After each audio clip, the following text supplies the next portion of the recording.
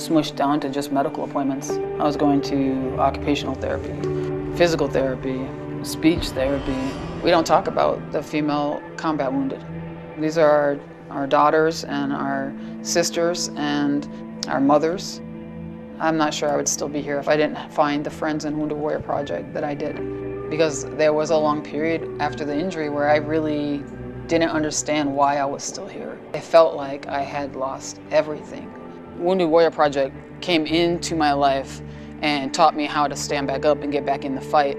The truth is, I think we all have this strength inside of us, but until you're tested, you just don't know it's there. See how Wounded Warrior Project empowers women veterans like Beth by visiting woundedwarriorproject.org/empowerwomenvets. Hi, I'm Peter Sagal. When we were growing up, my two brothers and I just loved our Uncle Ted. He was like a really cool big brother who always brought around the best toys and took us to the best places and with whom we always had the most fun. It was odd, though, when we got older, to realize he wasn't nearly as outgoing and adventurous with other adults. I found out much later that this might have had something to do with the ostomy bag he wore ever since he was diagnosed with Crohn's disease as a teenager and had part of his lower intestine removed. Theodor Skolnick, my Uncle Ted, died last year at the age of 80, never having once mentioned his illness to me or my brothers. He left a large bequest to the Crohn's and Colitis Foundation to help fund better treatments for these diseases and also to help other people, old and young, seek and get help for the situation that he was never able to talk about. Don't feel you need to hide your Crohn's or colitis. Go to spillyourguts.org to learn more about the treatments available and even find a specialist. That's spillyourguts.org. We are Sports 56, WHBQ Memphis, and W253DF Memphis. Flynn Broadcasting Stations. Oh, yeah. It's time to get up and get your day started. Morant. Oh! A jawbreaker! It's Sports 56 Mornings with Greg Gaston and Eli Savoy on Sports 56 and 98.5 FM. The first hour of Sports 56 Mornings is brought to you by East Memphis Ace Hardware at the corner of White Station and Quince. Now, here are your hosts, Greg and Eli. They get up every morning from the long clocks, warning, take the 8:15 into the city. There's a whistle. It be cold out there. Happy Halloween, everyone. Welcome into Sports 56 Mornings on this final day of October. It's the Tuesday, October 31st, 2023 edition of Sports 56 Mornings with Greg Gaston, Eli Savoy, and Zach Boyd coming to you live and in color from the Family Leisure Studios. Family Leisure. It's where family and fun come together. The Overstock sale continues. Deals on just about everything. 2120 Whitten Road, just north of I-40. First hour of the program also brought to you by East Memphis Ace Hardware. Yes, it's a cold Halloween, and it will be tonight for the little trick-or-treaters. Right now, 33 degrees, clear skies. We're looking at a high today of just 51 degrees. Tonight, partly cloudy skies, a low of 30 degrees. The good news is there is a minimal chance of precipitation, so that's good. Tomorrow, intervals of clouds and sunshine with a high of only 50, chance of rain at 10%. And there is a freeze warning in effect from this morning until tomorrow morning. So we got that going for ourselves, which is nice. Not really. Last night it wasn't nice for the Grizzlies as they lost again to the Dallas Mavericks, this time 125-110. The Grizzlies, along with the Houston Rockets, the only remaining winless teams in the NBA. We will discuss on the program today. While you were sleeping, James Harden was dealt to the Los Angeles Clippers. We'll give you all the details in just a moment. In the World Series, it was Texas winning at Arizona in Game 3, 3-1 to grab a 2-1 lead in the Fall Classic. NFL Monday Night Football. We'll talk a little football today with Detroit knocking off Las Vegas. That wraps up week number 8 in the National Football League. Connor O'Gara joins us at 7:25 to talk SEC football, and we'll look at the national picture as well as today. Later on, it will be the first unveil of the college football playoff rankings for 2023. Jeff Crane from the University of Memphis at 8:25. Big day for the University of Memphis women's soccer team as they get going in the American Conference Tournament. And yesterday, they swept, and I mean swept, the postseason conference awards. Rich Duncan will join us from Rhodes College, the head football coach. It'll be our last visit with Rich this season. Next week, we'll start to talk men's basketball with Zoe Goodson as we continue with our Rhodes segment. At about 8:05, Humdinger's Trivia, give you a chance to win a $25 gift certificate to Humdinger's. We'll also let you know what our topic will be for tomorrow's 5 favorite things. And as always, during open segments, we'd love to hear from you. And we always love to read your texts as well. You can hit us up with that same Sports 56 listener lines number, 901-360-8255. Yes, text that number. And you can call that number, 901-360-8255. You can also message us on Twitter, Facebook, YouTube, on the website, sportsmemphis.com. That is your lineup for today on this Halloween Tuesday. Good morning. Good morning to you. How you doing? I'm still a little tired. Other than that, I'm feeling pretty good. I don't mind the cold. As long as it's not cold and rainy, and yesterday it was cold and rainy. Cold, rainy, and Monday is a bad combination. So today we're one day closer to the weekend. It is not raining, so we only got one of the bad 3, and that's being cold. I just feel bad for the kids tonight. I know you don't care. You don't care about Halloween, but I care about those kids going out there and freezing their tuchuses off. Then they should stay home. No, they should not. Yes, they should. It is candy, my friend, and candy is dandy. Although for adults, liquor is quicker, as Willy Wonka once said. But we all remember when we were kids, trick-or-treating, how important that was. Getting the big-sized candies, not the little fun size, which they get now, most of the time. There's always that one person who says, yeah, I give away the big bars. No, you don't. You're fibbing. You don't give away the big bars. And then there's the people, of course, that give you the pennies. And then the single individual candies. The little, what's the orange things called? Zach, what are those little orange candies called? You know, little pumpkin-shaped things and... Talking about candy corn? Candy corn. Not too many people like the candy corn. Well, it's not pumpkin-shaped. It's corn. Well, they also have candy... No. It's straight. Corn-shaped. No, they also have the little pumpkin... They also have the little pumpkin ones because one of my grandchildren was eating that the other day. So they have the little... That's not candy corn. Okay, well, it's candy pumpkins, whatever. Those things that taste terrible. Candy corn's good. So. You like candy corn? Love candy corn. Zach, do you like candy corn? It's cool. Wow. I'm in the minority here as far as the candy corn is concerned. Anyway, have fun tonight. Be cognizant of all these youngsters and families walking around the neighborhoods. Be good to everybody. Be kind to everybody. And enjoy yourself. So James Harden has been dealt to the Clippers. That's the team he wanted to go to. Will it make the Clippers better? Well, they think it will. Clippers were already a pretty good team and certainly a team that could make a great run in the West. They feel now maybe they can get over the threshold with a healthy Kawhi Leonard. You knock on wood for that. With a healthy Paul George, you knock on wood for that. You got Russell Westbrook, and now you have James Harden. As those guys are reunited again, here are the particulars according to reports in the draft that happened again in the wee hours. The Clippers acquire both James Harden and P.J. Tucker from the Philadelphia 76ers. In return, the Sixers get Nicholas Batum, Marcus Morris, Robert Covington, K.J. Martin, a 2026 Clippers first-round pick via Oklahoma City, a 2028 L.A. Clippers first-round pick, 2 second-round picks, and 1 pick swap. We know how you love the Beard, especially during playoff time, especially in Game 7s. He's your go-to guy. What do you think about the trade? I think it's a good trade for Philadelphia. And the Clippers, we'll see.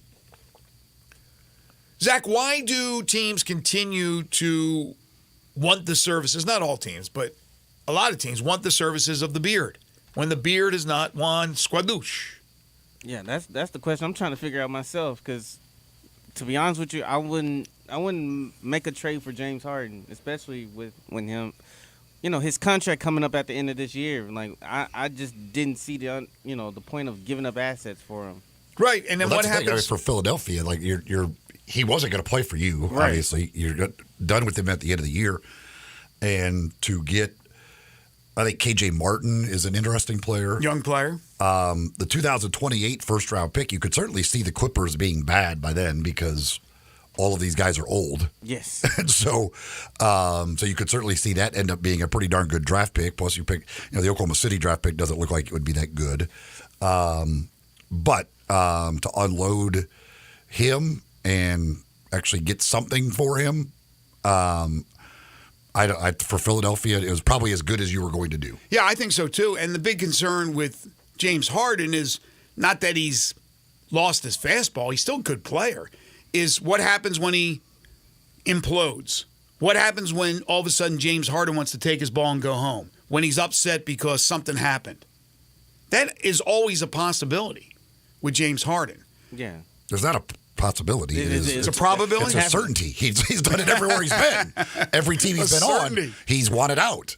Now, I would say, like, Kawhi, PG, Russ, and James Harden are all four on the same teams. Mm-hmm. And at some point, I think, in the last 4 years, both, at least Paul George and Kawhi and Harden and Russ had their own teams. And now all four of them on the same team. Yeah. Within the next 4 years. But I don't believe the rules have changed. I still think we're playing with one basketball. Yeah. I think maybe in the in-season tournament they're using two. I don't know. But for the regular season, they're using one basketball. And I know Kawhi can rebound the basketball and is not a point guard, but they're all basically perimeter players. I mean, again, Kawhi goes inside. PG-13 can do that as well. But they're not centers. They're not bigs. It's four guys that need the basketball. So that'll be interesting. But that's another dynamic to the Western Conference, which brings us to your Memphis Grizzlies. Game 4 in the books. I had a feeling that the Grizzlies would win last night, and they got off to a pretty good start. Actually got off to a bad start and then came back and took an 8-point lead. But it wasn't to be. Wishful thinking on my part. The Dallas Mavericks with Mark Cuban on hand beat the Grizz 125-110 as the Grizz fall to 0-4. And like I said, only the Grizzlies and the Rockets are winless in the NBA. The curse of Dylan Brooks. The Mavs hit 23 of 47 from three. So not only did you get the amount of threes they hit, but the percentage they hit. 48.9%, nearly hit half of their threes. Grizz, of course, missing 5 of their top 8 in the rotation. Luka Doncic, his 58th career triple-double, just toying at times with the Grizzlies. 35 points, 12 rebounds, 12 assists. For the Grizzlies, they were outscored on the bench 39-13. So they were tripled as far as the bench scoring is concerned, and that's a big issue. Desmond Bane, 30 points, 6 rebounds. Tripp at 30 points, 9 rebounds, 4 assists, 2 blocks. Marcus Smart at 23, went 5 of 10 from 3, 9 assists, 5 rebounds, 4 steals. Did turn it over 6 times. But your Grizzlies' current big three put up the numbers. The problem is when they weren't playing all together on the court, for example, Jaren Jackson Jr. was out there an awful lot playing without those two and playing with subs, and he was a minus 25. I just told you his numbers, they were pretty good. So the auxiliary players right now for the Grizzlies are just not good. And they still didn't have Santi Aldama and Luke Kennard. They get ready for the road trip. They play at Utah tomorrow, then 2 in Portland. Still don't know the status of Aldama and Kennard. They need those guys. Not that they're more important than the big three I just talked about, but you add those two to the 3 they have, minus Ja, obviously Adams, Clark. There's nothing you do about that. And I think they're a team that can win basketball games. But right now, it doesn't matter how well those 3 play. They don't have enough when they go to the bench, when they go to the subs. And they're not going to play these guys 42 minutes a game. Well, outside of David Roddy last night, the bench was an epic disaster. Yeah. Like there was just nothing. Jake LaRavia, if he's going to be on the floor, he's got to make shots. Like that's what he is out there to do. If he's can't make threes, then he can't be in the rotation. And once they get everybody back, he probably won't be in the rotation. But yeah, Jaren, I mean that's the demoralizing part is you get 83 points out of those 3 guys and you're still losing. and losing comfortably. I mean, Luka was great, but that's that without Kyrie as well. Right. But they just every time the Grizzlies would make the run, Dallas would hit like back-to-back threes. I mean, that's the thing in the NBA when you have the ability to just you have so many guys who can knock down threes. You know, Luka got it just going there for a while, and he was having fun with everybody in the crowd and everything else, and just making shot after shot and going crazy, which he's capable of doing that. But you know, Derek Jones Jr. would suddenly hit back-to-back threes on you, or Grant Williams kept hitting threes, and Tim Hardaway Jr. I mean, they just got guy, and then Kleber hits one, and you're like, what's going on? Like, seriously, just give us a break. The Grizzlies would get it to 1 or even take the lead, and immediately they're back down 5 or 7, and you're like, this is just it's like an uphill battle. And then, this is my favorite stat of the season so far. Xavier Tillman. Last year, Xavier Tillman played 61 games, played 1,180 minutes, and attempted 15 three-pointers, made 4 of them. This year, he's played 4 games, 120 minutes. He's attempted 15 three-pointers and made 4 of them. How in the world has Xavier Tillman already shot 15 three-pointers this season? And he played 1,060 more minutes last year and attempted the same amount of threes. He was 0 for 5 last night from 3. He was 3 of 14 overall. I don't understand, but it apparently is part of their offense that they think Tillman can hit threes. Well, it's because this 5-out offense. He's out there, and he's going to be open. Because he's open for a reason. He may be out there. To be open. He may be out there. He's way out there. He's out there, and he's open for a reason. The one play where, like, they came down on the break and, like, it swung, and then they went into the corner to Tillman. And, like, that play's supposed to be really exciting. And the whole crowd, as soon as they saw who caught it in the corner, went, oh. Because I think it was Bain who set up, I think it was maybe Zaire that got it, and it was like, and then he swung it to the corner, guys wide open. You're thinking the crowd's going to be in there, oh. Exactly. And that was almost an air ball, barely scraped the rim. I was like, oh, goodness gracious, this is awful. I thought it hit the side of the backboard. No, I think it scraped the rim, I think. He did have an air ball and a free throw. He did. I mean, well, yeah, he was 0 for, what did he go at the line? What did he end up at the line? At 0 for 3 at the line. 0 for 3. But again, this isn't all on Tillman. No, Tillman's had a couple of decent games. The thing is, Bismack Biyombo, it's not like he's going to go out there and knock down 5 threes. No, he's not going to shoot them. That's the point. Xavier just got to quit shooting them. Yeah, but that's on Jenkins and the coaching staff.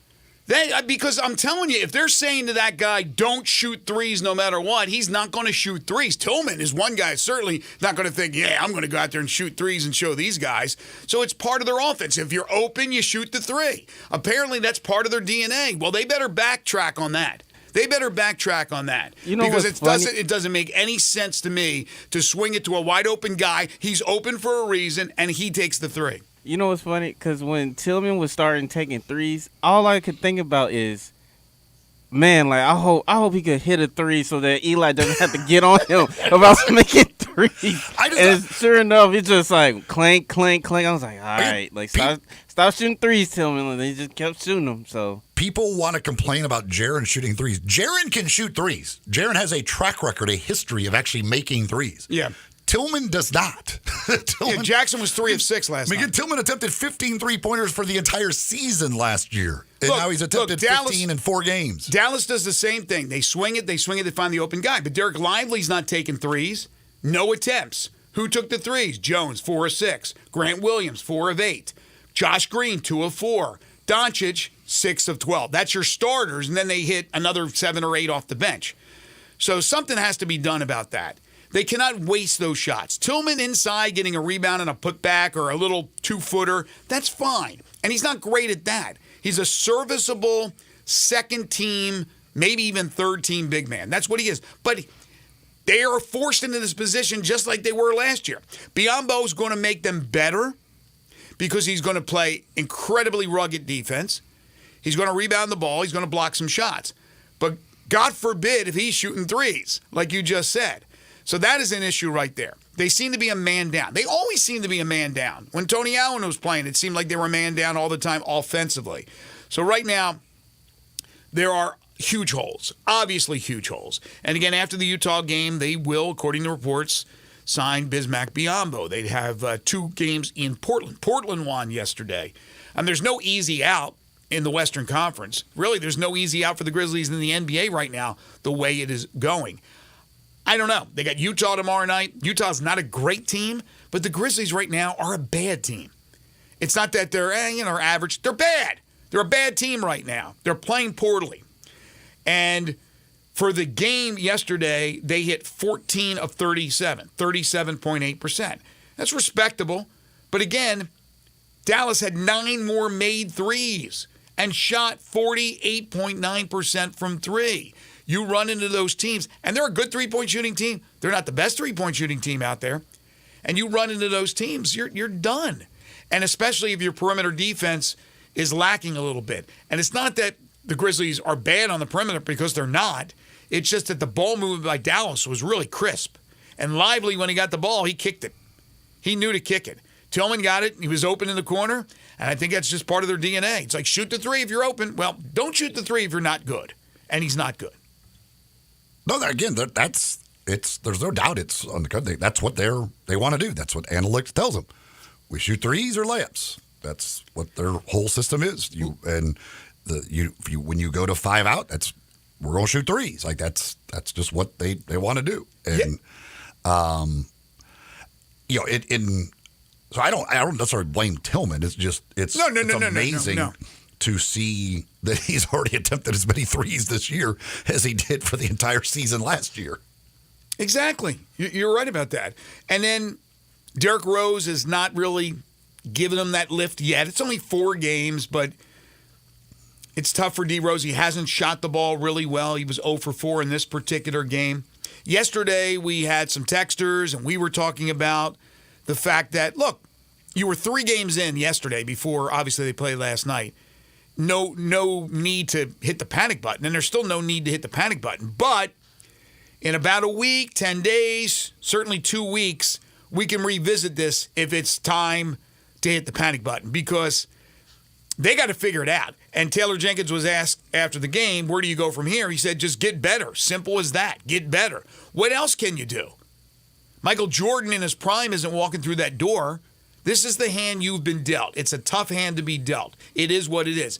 But for the people going into the season that looked at this team and thought, oh, they're going to be fine. I mean, I don't know what you're looking at. And especially when you lose a guy like Aldama, who big things are expected from him to help on the front line, and then you lose a 3-point shooter in Kennard. I know he had a bad first game, but you know he's dependable. He's proven that since he's been in the NBA. They will be better once those 2 guys come back. They will be better. They have to tread water, basically tread water, but they can't continue to lose every time out, because by the time Ja comes back, it'll be over. So if they could tread water, pick up a win, I think on this road trip, it is pivotal for them to get that initial win of the year. I think it's possible to win 2, but it all depends if Aldama and Kennard are able to play. And Biyombo, you would think he'd be signed immediately after the 5th game, which I think will happen, but will he be ready to play? Like, he's got to get integrated, and is he in basketball shape? I don't know what the deal is with him. So are they going to ease him in, or are they going to throw him right into the fire? But these are games you got to take advantage of it, even though they're on the road, because then you still have Miami coming in, I think, the 8th. You got Boston coming in. You got to go back on another road trip. And again, all you're doing right now is trying to tread water until John Morant comes back, because Morant is a difference maker. Remember when we used to have that?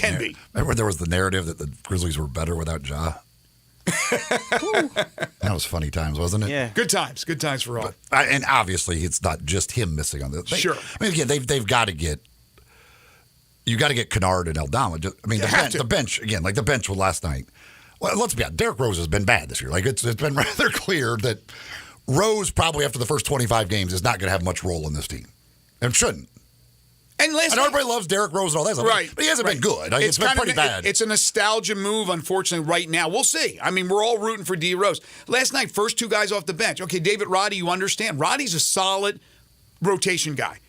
Jitty didn't even play in game 1. He and Roddy were the first ones off the bench. That's how deep they are with this roster. Yeah, Roddy was the only one that gave you anything off the bench last night. The rest of the bench was pretty much a train wreck. And Zaire in the starting lineup is kind of hit or miss. He had a double-double the other day. I mean, baby steps because he's still getting really acclimated to his NBA career. Last year was a downer with the injury. He showed bright signs the latter half of that rookie season. But I don't know. I think the jury's certainly still out on him, whether he's a starting-type player, rotation-type player in the NBA. So we'll revisit the Grizzlies a little bit later on in the show. Certainly we'll take your calls and texts when we have that availability. But when we come back, we switch gears. We talk college football, SEC specifically with Conor O'Gara. But we'll get his thoughts also on what he expects to see tonight when they unveil the first college football playoff rankings for the 2023 season. Folks, Pinnacle Roofing and Restoration has been a sponsor of ours for years and years. And they are a locally owned and operated company. For all your roofing and home repair needs, may I suggest Pinnacle Roofing and Restoration. Call Brandon McCullum, 901-438-5084. If you're driving around, later on when you get a chance, call the station. We'll get you that number. Don't try to write it down right now. Don't reach for paper and pen. Brandon's number again, if you're at home listening right now, 901-438-5084 or online at newroofmemphis.com. They offer financing, different plans and options to choose from to suit your budget. 6, 12, even 18 months, same as cash option. They'll work with your insurance company. They'll work out of pocket, whatever it takes to get that roof repaired or to get that new roof. They're part of the Roofs for Troops program. Any veteran, active, or retired, you get a $250 rebate on the purchase of a new roof. They do residential and commercial roofing. So business owners, property managers, if you're listening, or of course homeowners, if you have any leak, any issue right now, especially with the winter approaching, call Brandon today. They'll come out and do a free roof inspection. They're licensed, bonded, and insured and a member of the Better Business Bureau. Don't forget about the $100 referral fee for all new roofs. So you know somebody who needs a new roof, you refer Pinnacle, they use Pinnacle, Pinnacle gives you $100 for that referral. 5-year labor warranty on the purchase of a new roof. 5-year labor warranty. It's satisfaction guaranteed with all their work, including carpentry work, exterior painting.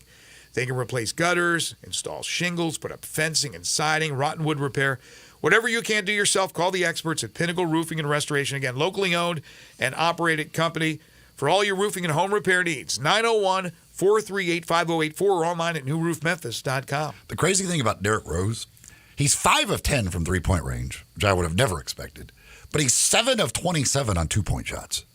Like, he keeps going to the basket and he can't finish it all. Like, he generally gets it blocked or just a wild shot. Like, he can't make it two, but he's shooting 50% from three-point range. Yeah, it's tough when you are so used to having done that in your career, in your prime, winning an MVP, taking it to the hole, ripping by guys, finishing at the hole with elevation, and you don't have that anymore. And it's impossible that you're going to find that. But hopefully he could become just a serviceable, usable guy who hits a three occasionally and makes he made a couple of really nice passes and guys didn't finish. But yeah, it's been a tough start for Derrick Rose, although as popular as can be. We'll take a quick timeout. Conor O'Gara's next. This is Sports 56 Mornings with Greg and Eli on Real Sports Talk, Sports 56 and 98.5 FM. Join the voice of the Tigers, Dave Woloshin, for Wolo and Friends. Weekday mornings from 10 to 11 here on Sports 56 and 98.5 FM. You or someone you know or care about has dealt with a difficult divorce. When facing divorce, you need the attorneys at Rice Law. Nick and Larry Rice lead the firm with 3 generations and 7 decades of experience. Located in Memphis, serving the entire state of Tennessee and North Mississippi. Rice Law is who you need to call. Simple or difficult divorce, they know how to handle it. Call Rice Law at 901-526-6701, or for more information, visit them at aboutdivorce.com. That's aboutdivorce.com. There's no sign of identity theft slowing down, and why should it? More than $29 billion were stolen from identity theft victims last year alone. $29 billion. To cyber criminals, it's a success story. To the rest of us, it's a wake-up call. Your personal info's in more places now than ever, and all that exposure can make it dangerously easy to steal your ID. LifeLock makes it easy to help protect yourself by monitoring your identity and alerting you to threats you could miss on your own. If you do become a victim of identity theft, a U.S.-based LifeLock restoration specialist will be dedicated to your case and work to fix it. Don't wait to get protection. Join now, today, now, and save up to 25% off your first year. Call 1-800-LifeLock or go to LifeLock.com and use the promo code HERD. LifeLock.com. Promo code HERD to save up to 25% off your first year. LifeLock. Identity theft protection starts here. Go where the season takes you, and it'll take you to huge savings at Gossett Mitsubishi on the Pike. Be packed with power in 2024 Mitsubishi Mirage G4. 37 MPG combined, $18,755 or $199 a month. Ready for adventure? 2023 Mitsubishi Outlander Sport, $25,595 or $299 a month. Plus 7 seating and top safety pick 2024 Mitsubishi Outlander SUV, $32,185 or $399 a month. And every new Gossett Mitsubishi is equipped with Mitsubishi's 10-year, 100,000-mile powertrain limited warranty. You want it, we Gossett. Gossett Mitsubishi, 1870 Covington Pike, or 24/7 at MemphisMitsubishi.com. If you want it, we Gossett at Gossett Motor Cars. All 84 months, 500 military rebate, loyalty, conquest rebate, 500 G4, RHFO 1918, MSRP 19255, Sport, PU 015-137, MSRP 26595, Outlander RZ 006545, MSRP 33185, includes all rebates and incentives, PF 695, excludes tax title and license. See dealer for complete details. Offer valid through end of the month with approved credit, dealer stock only. Lowe's knows pros want savings now. That's why, as an MVP's Pro Rewards member, you get volume savings on orders of $1,500 or more at the Pro Desk. And there's more. We've lowered our prices on select top products like electrical wire and drywall, so you can get the job necessities for less. Because Lowe's knows savings. Lowe's knows pros. In-store only. Exclusions, restrictions, and more terms apply. Details at lowes.com/terms. Subject to change. Memphis football is home Saturday, November 4th at 2 o'clock for a homecoming against South Florida. Enjoy the pregame concert, mechanical bull riding, and Tiger tailgate on Tiger Lane before the game. Tickets start at just $20 as Memphis football continues to work toward a berth in the American Championship game. Be at Simmons Bank Liberty Stadium Saturday, November 4th at 2. Purchase your tickets today at GoTigersGoTix.com.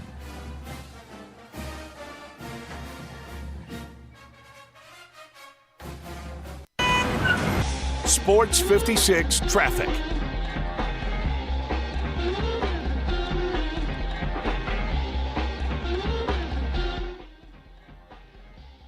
Drive at Mill Branch. Traffic's on the increase out here right where you would expect actually this time of the morning, coming in from Fayette County on 40 westbound as you pass 269 all the way to Witten Road. Hey, Weimer's Jewelry, they're open 7525 Highway 64. Go by and see them today at Weimer's Jewelry, your full service family owned jewelry store here in Memphis. I'm Commander Chuck with your on time traffic.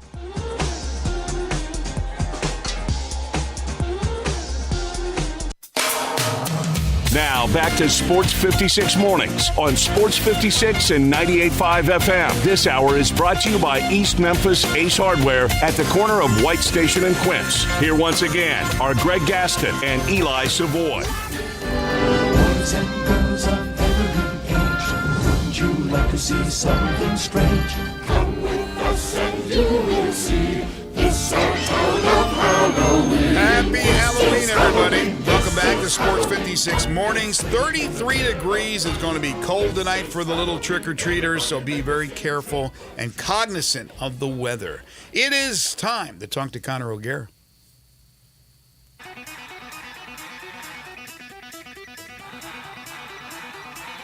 It's time to talk some SEC and college football. Joining Greg and Eli is Connor O'Gara from SaturdayDownSouth.com and SaturdayTradition.com. Here's Connor O'Gara with Greg and Eli. He is Connor O'Gara. He is indeed from Saturday Down South, Saturday Tradition. You can follow him on Twitter at CJ O'Gara. He joins us every other week during the college football season as we talk to Connor about all things SEC and the national picture. Connor, how are you? I hope you guys are okay in Florida. We're 33 degrees here in Memphis. What's the temp down there in FLA? Zach was just telling me about that. Look, you don't want to know. It's not going to make you feel good. I wasn't going to lead with that. Let's be known that it is well above freezing here in Central Florida. You're not worried about the grapefruits and the oranges or anything like that being frozen out, right? Everything's good. No, look, and that's real, by the way. We set our avocado tree back like 2 years probably as a result of that because we left it out overnight uncovered. went out at night when it was supposed to be like 41, 42, and then it dipped to like 32. And we're like, well, that's unfortunate because we've covered it every other time. That is a real fear that we live with. The little one is obviously too little, I would imagine, to trick or treat, right? Yeah, she is 5 months old as of yesterday. So she's not walking and talking and eating any like actual food yet, but she is indeed going to enjoy her first Halloween. Still a little bit too young, but next year we're probably going to be really deep into the Halloween stuff. Well, obviously I knew that your daughter, right? Daughter was under a year, but there are some parents that still go out and kind of walk around the neighborhood with the little baby in their hand. Now, usually they have another kid. They have like a 2 or 3 year old that's out there actually trick or treating, and they dress up the 6 month, 7 month, 8 month. That's what I was thinking. Like, but then again, you don't have a second child, so I'm like, you're not walking around the neighborhood. Then it looks a little creepy. Looks like you're just going for the candy yourself, Connor, which is not a bad idea, to be honest with you. Yeah, it's not. Like, look, I'm not above that. I am willing to go door to door. I will get as many Snickers and Skittles as I possibly can. I am perfectly fine with that. Whatever. She's too young. She's totally going to eat the candy. It's hers. But like, just give it to us. This is outside of the SEC, but what was your thoughts on Dabo's epic rant last night on the caller on his call-in show? Okay, so there were a lot of takeaways from that, in my opinion. Nothing Dabo said. Well, I shouldn't say nothing. Most of everything he said, I was like, yeah, you're right. You're 100% right. Lars Anderson wrote a great book about Dabo, and if you kind of understand his roots, where he's come from, broken family, all those different things to get to this point, like you listen to that response and you're like, yep, this is the Dabo that I know. The problem, though, is that it's very telling that he responded to Tyler from Spartanburg with that long of a rant. And the fact that he's had this one in the holster for a while, to me, it shows you a guy that's really exhausted. And while he was right to say what he said and to not just take that from a caller, the fact that somebody in his position, his stature, all the things that he outlined, was willing to go to those lengths to defend himself, to me, that's more a sign that the relationship that he has with those fans is fractured. And it's very hard to get that back. Now, is Dabo still one of the best coaches in the sport? Yeah, there's no doubt about it. Has he adapted in the way that he has needed to sustain that success? In my opinion, no. But I thought he was coming from a place that was totally justified, because the question was about his salary and 4-4, and you're being paid $11.5 million. Like, I thought that he was legit to say what he did. It was just some of the context around it that made you go, probably not the best look. See, here's, and this is, and I am not a conspiracy theorist. I'm the opposite of that. But because of a lot of the stuff you just said, I felt like the call was planted so that he could get all of this stuff out there. I'm not going to those lengths. Those calls can go off the rails. Like, you guys have been a part of those in the past. Like, you hear some of these people go in these directions, and you're just thinking to yourself, oh, man, I wonder what's next. And 99 times out of 100, the coach that is answering these questions will diffuse this. I mean, totally 100%. Like, I remember back in the day, Bill Lynch at Indiana, were going into some of his radio shows with the fans there and everything. And those were for some bad Indiana teams. And you would hear some of these callers that would have like legit concerns, and they would steer clear of that every single time. So to actually lean into one, this is why those things still exist and why they can still move the needle. I just to have a 5-minute response like that. He seemed too prepared for that to come up. Like it was like when I was like, dude, he went for 5 minutes on that thing, which is crazy to me. I understand the gist of what happened, but I didn't listen to it. So I don't know exactly what he said, but I've read that I keep reading smart-ass kid ask the question. What are we talking about here? A legitimate kid? No, I don't think it was a kid. I think Tyler from Spartanburg was a little bit older than a kid. Okay. Maybe not quite to full-grown man status, somewhere in between. But okay. I would recommend listening to it before you because it's very easy to take some of it out of context because of who Dabo is. I would recommend listening to all of it, including the question and the way that it was asked, because if you actually just listen to the Dabo answer, you might have a different perspective than if you actually listen to like the full part of it. But it was very interesting. You just don't hear a coach have to defend himself. And to your point, Eli, the one thing I will say though is like these college coaches have to defend themselves against negative recruiting so much all the time that if Dabo actually just had all of that, just in the back of his mind, ready to go, to me that wouldn't be the most surprising thing in the world. Well, yeah, I haven't given a perspective from my viewpoint because I haven't listened, so I won't do that until I listen. That's why I've been steering clear of that topic. So I'm with you as far as that's concerned. And number two, yes, these coaches, they have to realize, and I'm sure they do with their coaches' shows, especially when there's call-ins, that they're going to get hit every once in a while with these type of questions. Now, they're going to go off most of the time because they expect loyalty. They expect good questions. They expect probably softballs. But they got to expect once in a while, especially when it's anonymous, Jimmy from Southwind or whatever, that they're going to get some sort of question like that every once in a while, and they're ready to go with that. Okay, let's move on. Tonight, first playoff rankings come out, the standings come out, whatever you want to say about it. I want to ask you two parts on this question. One, top four in order. What do you expect? Which teams in order, top four? And then give me kind of the rundown, your best guesstimate on where the SEC schools will be in the rankings. You're lucky that I come prepared. And I know you do. I'm not just shooting from the hip. My rankings came out for how I think they will look. They came out on SaturdayDownSouth.com about 40 minutes ago. Shameless plug. My top four, how I think it will play out tonight. I think Florida State will edge out Washington for that fourth spot. The big resume win against LSU, of course. And they've looked really good the last month in terms of just nothing but 3-score wins after kind of we're questioning the BC win. I actually have Michigan at number 3. And that's not related to Spygate. That is not related to Connor Stallions at all. I think at this point of the season, the selection committee very much defaults to resume more so than just, margin of victory. Remember last year, Tennessee was number 1, not Georgia in that first playoff poll because Tennessee had the resume. So I actually have Georgia at 2, not at number 1 because they don't have those quality wins, kind of a similar resume to Michigan. But I actually have Ohio State at 1 because Ohio State has the 2 quality wins, have the home win against Penn State, and then the win on the road at Notre Dame is one of probably the 3 or 4 best wins in college football right now. So I think that's how it's going to play out, and I think there are a lot of people that will look at that Michigan ranking and say, that's just because of Spygate, and they're making their determinations. Everybody's against Michigan. It's about the resume. And when we're talking about your best win being at Minnesota, what are we really doing here that's not worthy of being number 1 in the country? Mm-hmm. So you what makes it for you that they would put Georgia ahead of Michigan, even though neither one really has great wins, but Michigan at least has dominated their schedule? Yeah, I think Georgia's schedule is still more difficult. I think they're going to hold that Florida win in higher regard than anything Michigan has had. Because Florida, while they weren't ranked, they were the first team out of the top 25.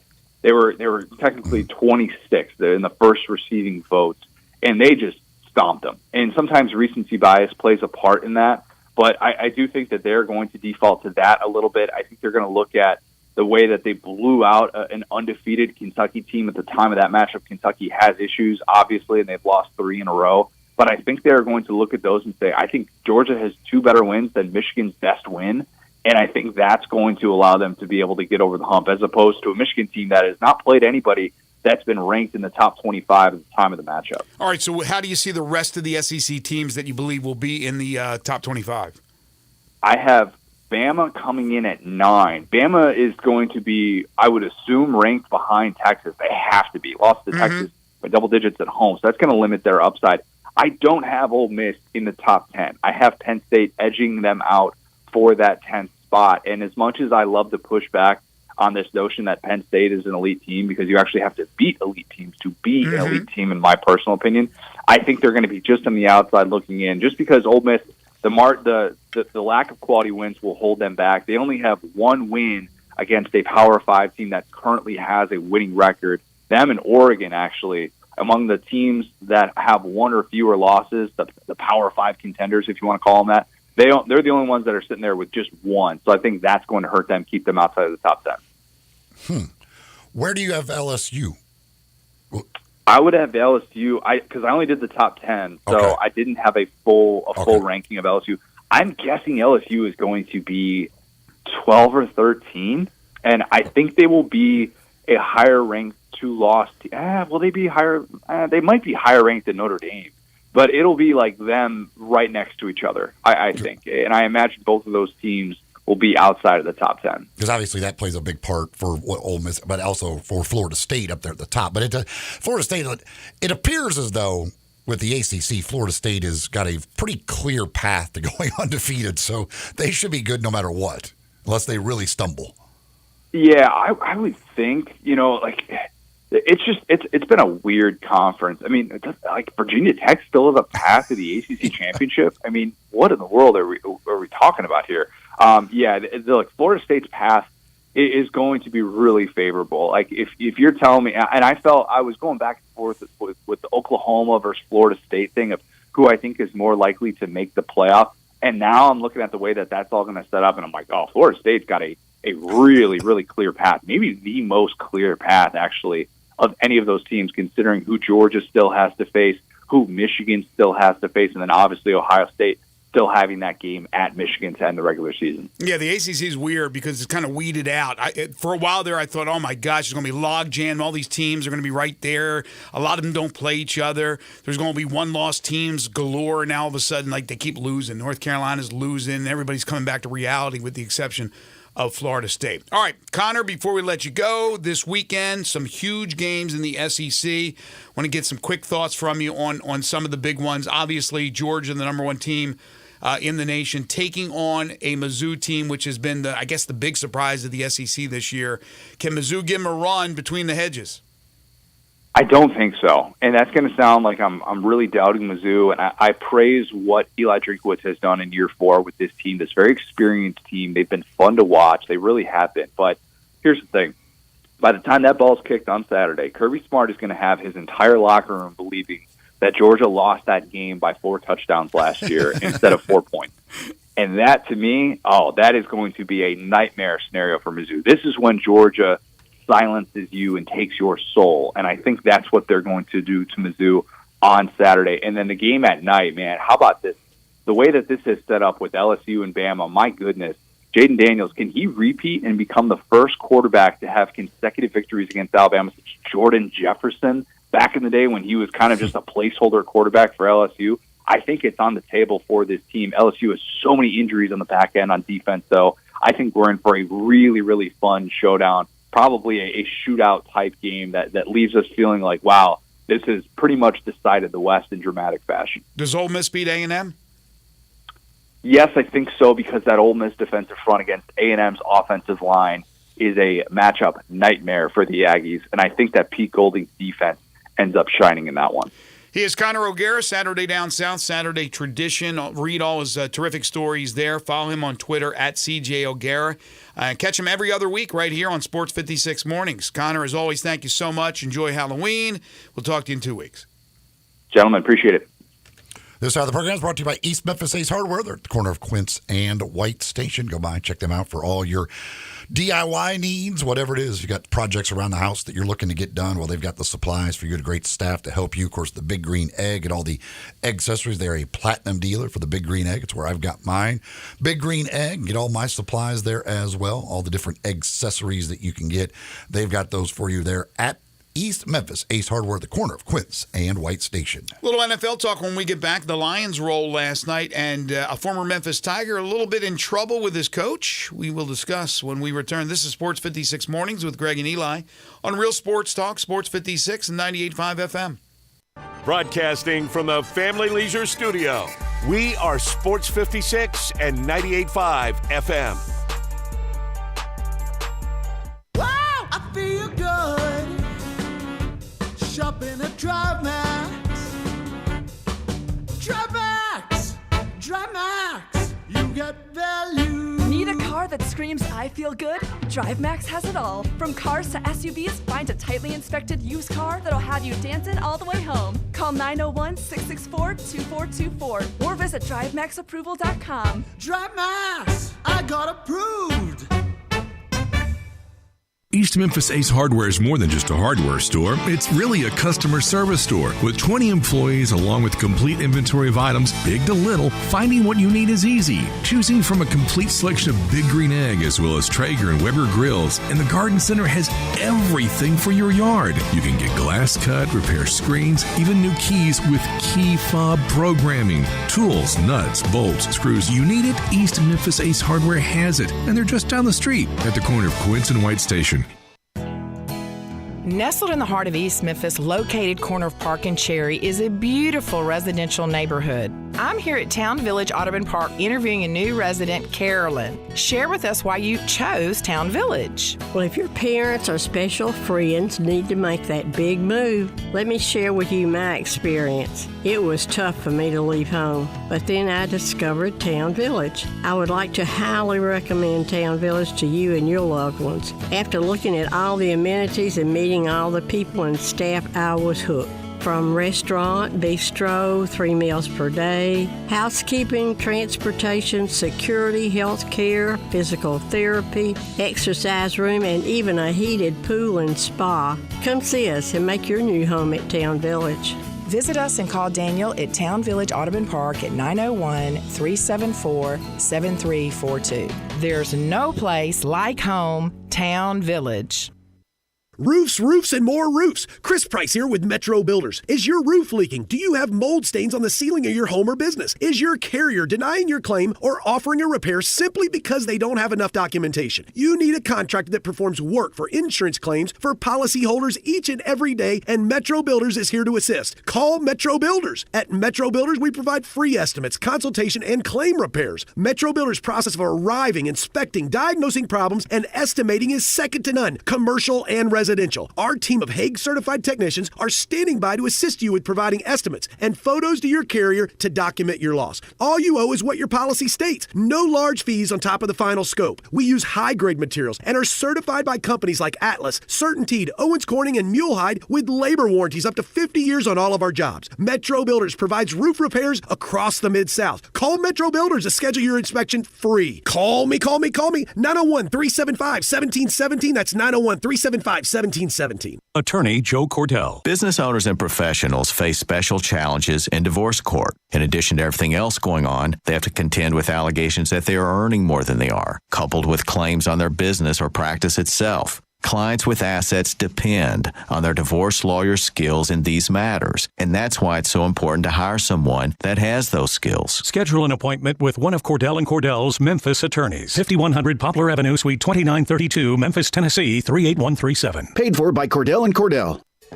Now, back to Sports 56 Mornings on Sports 56 and 98.5 FM. This hour is brought to you by East Memphis Ace Hardware at the corner of White Station and Quince. Here once again, Greg Gaston and Eli Savoy.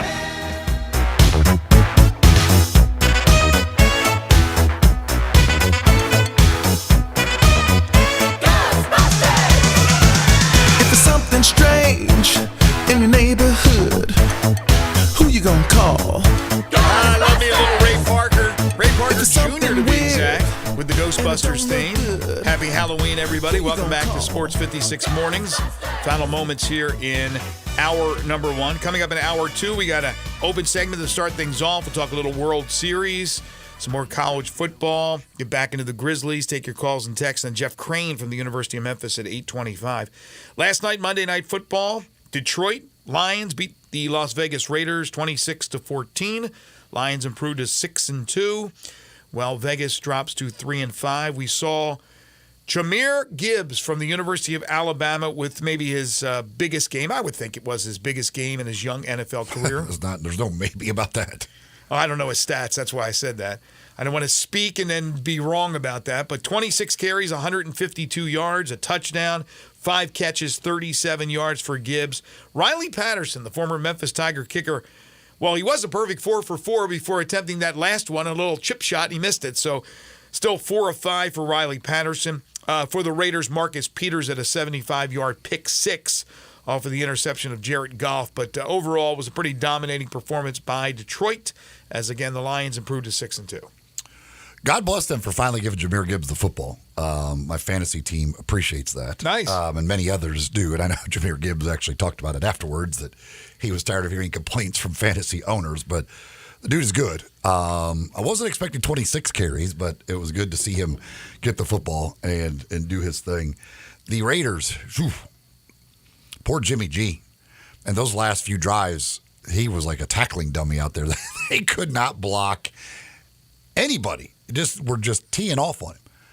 And I thought Devontae Adams was going to, like, kill somebody on the sideline. Like that, for him to have one catch in a game, like that, when he went over the sideline and started throwing his helmet and everything, like somebody's going to get killed. Devontae Adams is going to kill somebody right here on television. It's a rough go right now for the Raiders. As bad as that offensive line is, how's Dylan Parham doing, the former Memphis Tiger? How's he grayed out? I have no idea. I'm just curious. I was watching that. I mean, that was last few drives. Like, dude, like, as soon as Jimmy G got back in the pocket, there was a guy there. I mean, Josh Jacobs was their leading receiver with 2 catches for 27 yards. Jeez. 2 catches for 27 yards. Leading receiver in the game. They only completed what? What did he complete? 10 passes? God, he had 2 more catches than Fred Biletnikoff. Yeah, but 10 completions. They only had 157 total yards in the game. Yet it was what, 16-14 for a while there? Or after the pick six, it was 16-14. So, and I was like, man, I had taken Detroit in my survival competition there, and hanging in there. Probably the longest I've gone, my son and I combined on that team, and I was like, oh my God, they're going to lose to the Raiders? But no, they dominate the game. It was just a tight score after the pick six. All right, we were talking about today, by the way, trade deadline in the NFL. That's right. There's going to be a lot of be interesting to see how active things get. There's a lot of teams with some decisions to make and who they want to get rid of and all that stuff. The NFL's today. I don't expect a ton, but I think there could be some interesting moves today. Well, Ryan Tannehill could be moved. It all depends, I guess, on his health, where he stands as far as that injury is concerned, because you're looking at Minnesota that wants to replace Kirk Cousins. Even the Jets, I've been looking at the conversation on ESPN about maybe the Jets reaching out and looking at possibly Tannehill as a stopgap. Apparently Minnesota's looking at Jameis Winston. Well, there's another possibility. But, again, Zach Wilson may not be the one they want until Aaron Rodgers returns, if he does return this year, if not next season. But certainly Tannehill is an option for them. I just wonder if the Titans, if a team really wanted to, what it would take to get Derrick Henry from them. They're not going to trade him. I don't think they're going to trade him. I think it would take a king's ransom, and even that, they may not trade him. We were talking about fantasy football. And who was it you said? Jahmyr Gibbs. Yes. Right? Finally being able to come through for the fantasy football owners who have him on their team. Well, Kenneth Gainwell, now apparently this may not be a fantasy football person, but there was somebody extremely upset with the fumble that he committed. So Kenneth Gainwell, the former Memphis Tiger, during halftime of their game on Sunday, the game against the Commanders, he went back, and I guess he went right to his cell phone in his locker room and started to have an exchange with an irate person. Now, what's interesting is that it was a DM. So for that to be a DM, it has to be somebody that he's accepted. Or just a text, whatever it is, right? You just not random Joe can't just DM you. So someone wrote, "Hold on to the football, you effing bum," to Gainwell after the fumble against the Commanders. Gainwell replied, "Little boy, don't text me." Well, head coach Nick Sirianni said at his press conference yesterday that the team has spoken to Gainwell about avoiding similar entanglements in the future. I'm not sure how they found out, but they got that information, and obviously they saw that he was texting back and forth during halftime.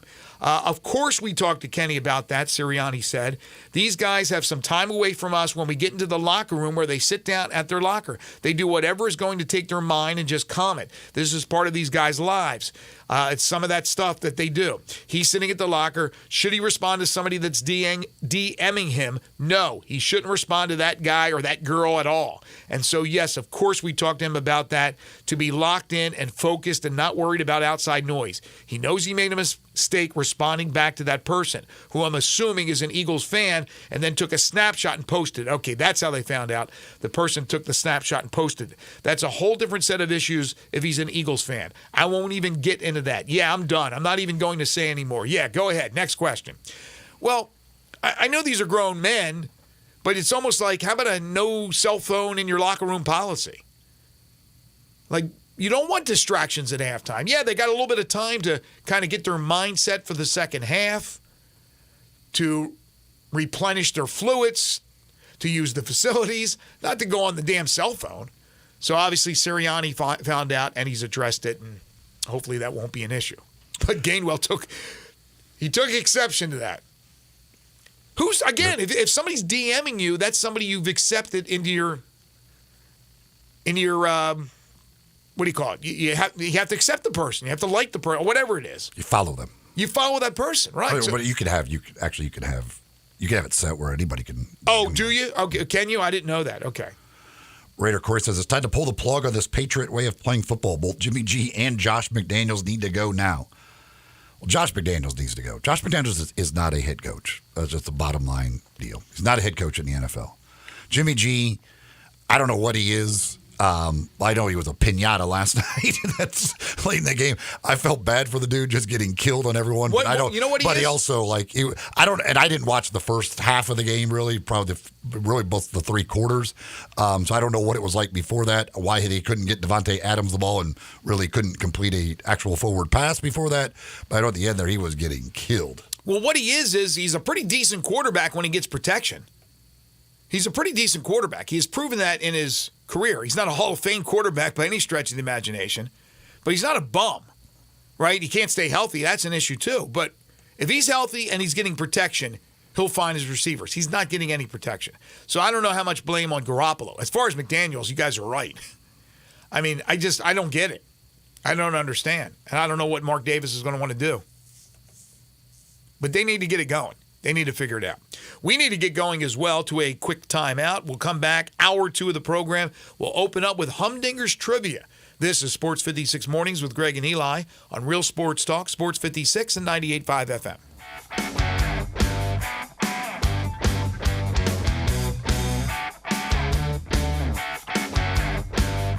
They're taking care of beerness in Memphis right on the river with Grind City Brewing and all of their great products. Look, this was a dream come true for a father and son duo. And if you have not been to that brewery right on the river, just to the north of downtown, you're really missing something special. And now you can't miss their products. Wherever you go, you see a brand new label. It's clean, it's beautiful, it's distinctive. You'll know Grind City Brewing, and of course you know their products like Poppy's Pills, that great Pilsner, or Tiger Tail, that very creative craft malt liquor. There's the new Thaddeus Amber Lager. That is absolutely a great light beer. There's the India Pale called Godhopper. It's outstanding. And then there's the Belga, the Belgian-style wheat ale.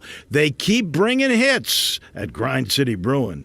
Hey, Mid-South, you looking for a new ride that'll save you some big bucks? We got it at Gossett Kia on the Pike. A new ride that boosts 41 mpg highway and 2023 Kia Forte LXS. $229 a month, $29.99 to its signing. How about 2023 Nero EV Wind SUV? 253 miles of EPA estimated range, $269 a month, $49.99 to its signing. And 2023 Kia EV6 Wind. Get up to 134 city, 101 highway MPGE, $399 a month, $49.99 to its signing. Plus a free charger with your EV purchase. All 36-month leases and Kia's 10-year, 100,000-mile powertrain limited warranty. Ask for Bobby J. He's ready to put you in a new Kia today. Gossett Kia, 1900 Covington Pike, or online, KiaCovingtonPike.com. If you want it, we got it at Gossett Motor Cars. All 36-month lease, $650 acquisition fee. Forte PE 678 6055, MSRP 21610. Nero P5017859, MSRP 41090. EV6 P5017859, MSRP 49687. Includes all rebates and incentives. Must finance through Hyundai. Excludes tax, title, and license. See dealer for complete details. Offer valid through 10/31/23 with approved credit. Dealer stock only. If you haven't experienced Genesis Diamonds yet, your moment has arrived. Next weekend, November 10th through 12th, Genesis is putting everything on sale. Save 20,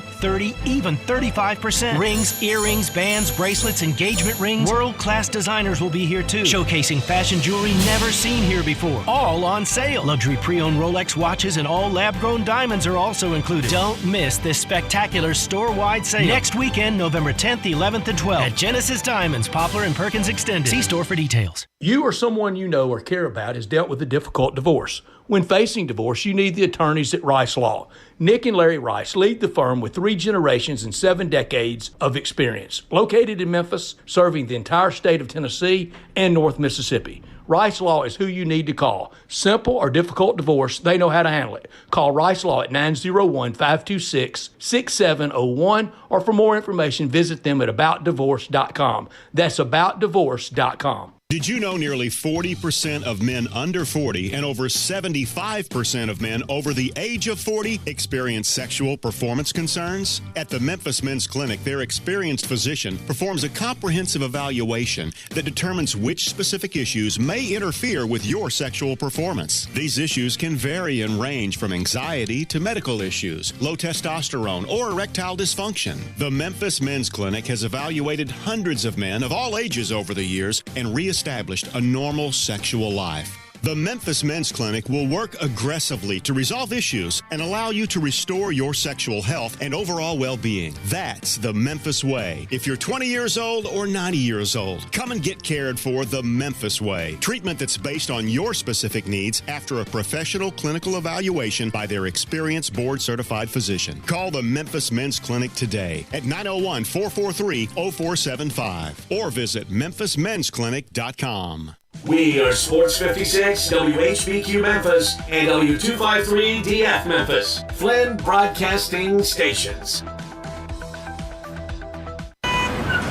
Sports 56 traffic. Good morning. Trying to wrap up this wreck at Ramble Road at Raleigh-Millington Road. It's crowded where you would expect this time of the morning on 40 westbound, coming past Chambers Chapel, Canada Road, all that traffic flow coming in from Fayette County. It's crowded also on 55 southbound across the bridge over from West Memphis. Weimer's Jewelry, they're located 7525 Highway 64. They are your full-service family-owned jewelry store here in Memphis. I'm Commander Chuck with your on-time traffic.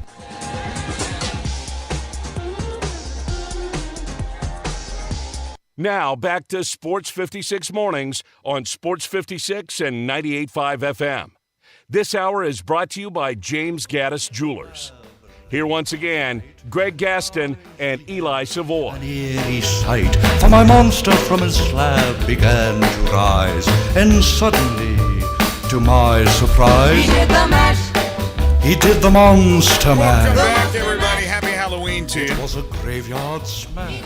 8:05 the time here on this Tuesday, October 31st, 2023, hour 2 of the program. Greg Gaston, Eli Savoy, Zach Boyd with you from the Family Leisure Studios.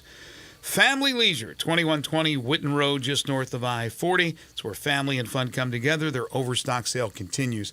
Currently clear skies and 32 degrees. We're looking at a high of only 51 today. Tonight, for all you trick-or-treaters out there, partly cloudy skies, but a low of 30 degrees, so it will be quite cool tonight, quite cold tonight. Make sure you bundle up the little trick-or-treaters. Have a good time out there. Be safe and have, yes, an excellent, excellent night. All you folks out there, you adults out there, be careful driving around with all the kids out there around the neighborhoods. Coming up a little bit later on in the hour, we'll get back to some Grizzlies talk after the Grizzlies fall to the Dallas Mavericks last night, 125-110. We'll go over the details once again of the James Harden trade, just in case you missed it. And we got Jeff Crane joining us at 8:25 from the University of Memphis. But we open up hour 2 on Tuesdays each and every week with Humdinger's Trivia. That's right. Humdingers, Tuesdays, they go together very well because it's Taco Tuesday. They're chicken and fish tacos, just $2 each every single Tuesday. That's all day, every Tuesday over at Humdinger's. And those are some big old tacos. Absolutely delicious stuff that you could enjoy for just $2 each on Tuesdays. Of course, if it's not Tuesday or if you're not in the mood for the tacos, well, plenty of other items for you to choose from off that menu with all the different grilled fish options, the crispy fish and chips, the chicken dishes, the sandwiches, the salads, the great sides, all of that you can find at Humdinger's. Humdinger'sRestaurant.com gives you an opportunity to look at the menu. If you need an event catered, they can do that. You can find them at Poplar and Massey. And again, today, the chicken and fish tacos, just $2 each. And that's every single Tuesday. And the crispy fish and chips, they do a special on that each and every Friday.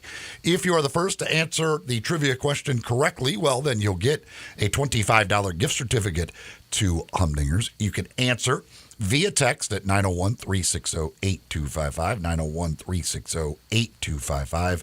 That is the number to text in those answers. And again, that first correct answer gets the $25 gift certificate. And here is today's question. This is simple here. What pitcher in Major League Baseball holds the record for the most postseason wins? What pitcher holds the Major League Baseball record for most postseason wins? You can text in at 901-360-8255, 901-360-8255, and that first correct answer will get the $25 gift certificate to Humdinger's. We do have a couple of texts to get to on the Grizzlies. Again, lost last night to the Dallas Mavericks, and now 0-4 on the year as they fell 125 to 110. Mavericks going crazy from three-point range. Luka Doncic with the triple-double. He was 6 of 12 from three, goes for 35. And the Grizzlies come up short despite a combined 83 points from Jaren Jackson Jr., Desmond Bane, and Marcus Smart in that game. The one texter who says, so Eli makes fun of Lofton Jr. At least he can score and rebound. I will take the round mound Jr. any day over the crap they've got coming off that bench. I don't really make fun of Kenny Lofton Jr. I make fun of Greg's comments about Kenny Lofton Jr. I love Kenny Lofton Jr. I for the hustle, he's great. I watch him play all the time, and he's great. I make fun of Greg's love of Kenny Lofton Jr. and saying, if you need a basket, put him in the game. Odds tonight that Kenneth Lofton Jr. will partake in a little candy. I'm guessing he very well could. I'm thinking pretty good odds. I love the round mound of rebound. The next coming of Charles Barkley. And again, that's what I make fun of, is you acting like that they should put him in the game when they need a basket. You got to love something right now with an 0-4 team. One of two winless teams, if you haven't checked the standings here, folks. The Rockets and the Grizzlies, the only winless teams in the NBA. The curse of Dylan Brooks. He has cursed two franchises somehow. Damn Dylan Brooks. Somehow. He's cursed by playing for him. Yeah, there you go. That's the curse. There you go. Ron texts in, so if you're shooting threes, you can't rebound. Well, the Grizzlies, the first game against the Pelicans, they got killed on the boards, but they've been fine on the board since then. Yeah, I mean, somebody's got to rebound the basketball. Yeah, if you're shooting threes. Last night they had 10 offensive rebounds. You got to crash the boards. I mean, but yeah, I guess the point is that, well, if you're spreading the floor, who's underneath for the rebound? Well, when somebody's putting that three up, you have to crash the boards. That's when your guards have to rebound the basketball to help the bigs. But yes, it's not the old conventional, you're in position to get that offensive rebound. A lot of times you're darting in from the corner. Jaren Jackson Jr. is not always in the right position. And, of course, he's not a great rebounder. He has to be a better rebounder. But a guy like Bismack Biyombo, who, again, is reportedly going to join the team after the game in Utah, after the fifth game, he's a guy who's not the biggest dude in the world. He's 6'8". He's not 7 foot. He's a really good rebounder. Get themselves in a position. But, yeah, I mean, this is the way it is. This is basketball today. In the NBA. Spread it out, shoot the threes, hopefully knock down a high percentage. The Mavs went 23 of 47 yesterday. That's 48.9%. So they got volume and they got a high percentage. That combination usually wins you games. And then, of course, you have a superstar by the name of Luka Doncic. Well, the Grizzlies shot nearly 38%. Pretty from good. three. Like the Grizzlies' 3-point shooting was fine last night. Again, the defense. If you're going to give up 120, this team can't give up 125 points. They don't have enough because again they got 83 from their big three. That still isn't enough. If they're giving up 125 points with what they've got right now offensively, they're losing. The problem is they're chasing their tail around the perimeter when you have guys when you play teams, and nowadays you have those teams where there's 4 or even 5 guys that could shoot the three. You're always running because you're usually doubling on somebody. They kick it, and as long as they're passing the ball well around the perimeter, they're finding the open guy. Most of the time in the NBA, unless it's the clock's winding down, it's the end of a quarter, and you get a contested 3-point shot, most of the time you're getting open threes. And it's whether or not you can knock them down at a high percentage and knock a lot of them down. Yes, the Grizzlies shot the 3 ball pretty well yesterday. But that's despite Xavier Tillman. Yeah, but how many did they end up making? They made 14. They made 14. Well, the Mavericks made 23. That's 27 points difference in how many they made compared to how many the Grizzlies made. The problem last night too. The Grizzlies, the 12 of 20 at the free throw line. Again, like they are limited offensively right now outside of basically the 3 guys. So they can't afford to shoot free throws poorly. They got to do everything, all of those things well to try and make up because it is a struggle outside of those 3 to really do much offensively. So Carlos on YouTube says, good morning. Go Tigers go. Pray for the Grizzlies. We're to the pray stage.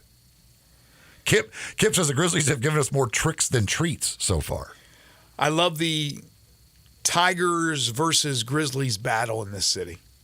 There are a lot of fans that love both, and you should. You should embrace the entire city, right? But we have faction. We have splintered alliance a lot of times with fans who root for one or the other and don't care for the other team to be successful, which never, in my mind, makes sense. It just doesn't. You live in the city. You would hope that all the teams perform well. Right now, it's a struggle for the Grizzlies, and hopefully they can figure it out. I think Carlos is one of those. That's why. No, absolutely. Saying pray for the Grizz. No, that's why I said what I said. If you missed it earlier, a trade was made in the wee hours last night as James Harden gets his wish fulfilled. He is headed to Los Angeles to play for the Los Angeles Clippers. The 3-time scoring champion, the former MVP, the Beard, James Harden, along with P.J. Tucker, going from Philadelphia to the Clippers. The Sixers in return get Marcus Morris, Robert Covington, Nick Batum. They also get a 2026 Clippers first-round pick via Oklahoma City. They get a 2028 LA Clippers first-round pick. They get 2 second-round picks. They get 1 pick swap. They also get KJ Martin. So Philadelphia loads up on a trade which was inevitable. He wasn't staying. They weren't re-signing him. They didn't want him to stay. So at least they got not quite a king's ransom, but they got a pretty good deal to get rid of a guy who didn't want to be there, and they didn't want him after all. And I don't know how good Philadelphia will be moving on. I would think that they'd be pretty good with Joel Embiid leading the way, but P.J. Tucker was a glue guy. You lose him. And Harden is a scorer. No matter if you like Beard or not, he's a scorer. And whether or not it works in Los Angeles, they're going to have that opportunity with PG-13, with Kawhi, with Russell Westbrook. It's going to be an interesting team out there in Los Angeles to go along with the crosstown rivals playing in the same arena, of course, the L.A. Lakers and what they have. A lot of fun out there in Southern California with basketball. Well, I think Philadelphia, every one of the contracts Philadelphia got, I believe, is an expiring deal. So it does not affect them for next year as far as what they want to do, salary cap-wise, all that stuff. They still believe, I think they're still hoping to be able to make a trade with some of those guys this season to add a big piece. The Tyrese Maxey is really good. And so I think now they're looking at trying to add another piece with Embiid and let Tyrese Maxey kind of be that scoring guard. So getting a bunch of expiring contracts and getting some first-round draft picks is certainly a good way to go about that. So we'll see what they do next. But this is certainly not a team that did this and expects to just stand pat with what they've got now for this season. But they've got salary cap room. They've got a lot of different ways they can go now. Which, again, that's why I think it ends up being a really good deal for them, because you had a guy that wasn't going to play for you in the last year of his deal, and now you've got a lot of flexibility you created and a first-round draft pick, the 2028 first-round draft pick. When you're talking about Harden's, 33, 34, Kawhi's probably in that same range. 34, Paul George is 35, in maybe? the same range. Yeah. So 2028, you could certainly see, we'll see where the Clippers are by that point, but the Clippers could be bad. That could end up being a really good draft pick by then, depending on what the Clippers do. Getting back to the Grizzlies situation, and again, all signs point to them bringing in Bismack Biyombo after this 5th game tomorrow night in Utah. We know they have all these players under contract, many of these guys young players, young and unfortunately unproven. We don't know what their careers will end up being. We don't know how good Zaire Williams is. He's getting an opportunity. He had the double-double the other day.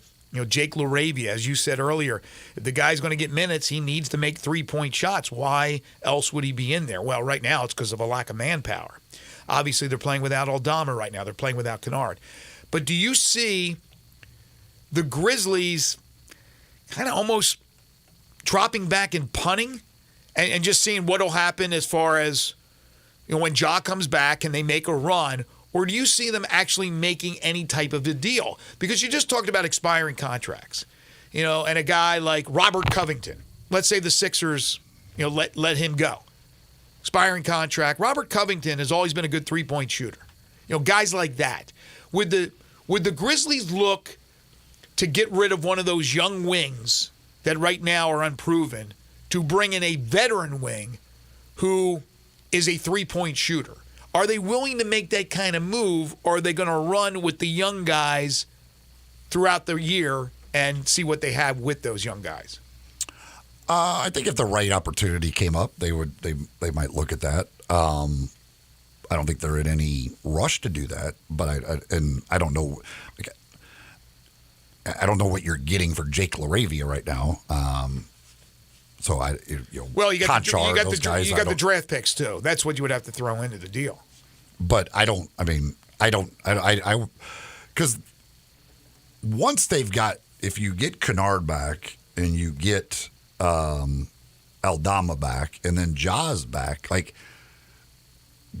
there's not much room in the rotation. Those guys aren't you're dealing from outside the rotation for a guy who probably is outside of the rotation. So the chances you're going to go out and add somebody that's going to crack that rotation are probably pretty slim.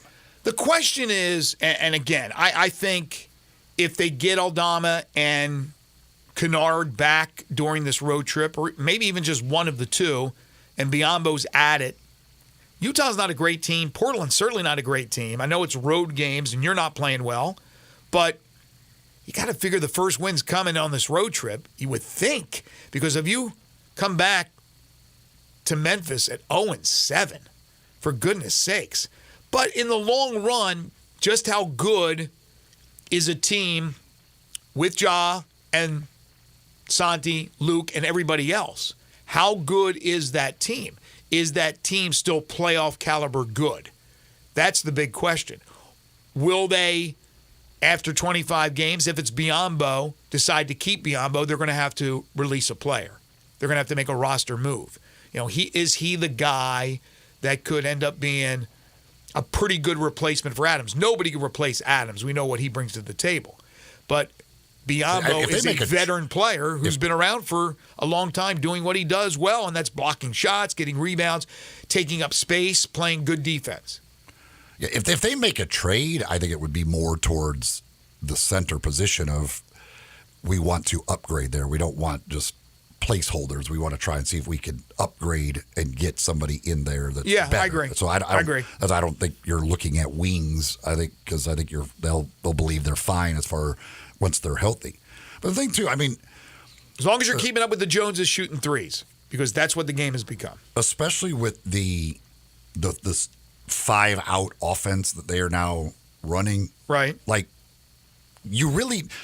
of that is creating driving lanes. you need Ja. You need your driver. That's Ja in this offense becomes kind of even more important because you're kind of creating the space for Ja to do his thing, and that creates opportunities for other guys. Yes, I agree. And so, Desmond's been great at going to the basket and all that, but when you have Ja doing that, that creates Desmond's opportunities for more threes. Teams right now understand, the one guy we do not want to leave open is Desmond Bane at the 3-point line. So it's hard on Desmond. So I think, it is about survival until Ja gets back. Ja makes this team way, way better. It's just, and I would like to see this offense with Ja Morant a part of it and with Marcus Smart, with that lineup out there and see how it operates. The problem is, again, I'm looking at who they were playing.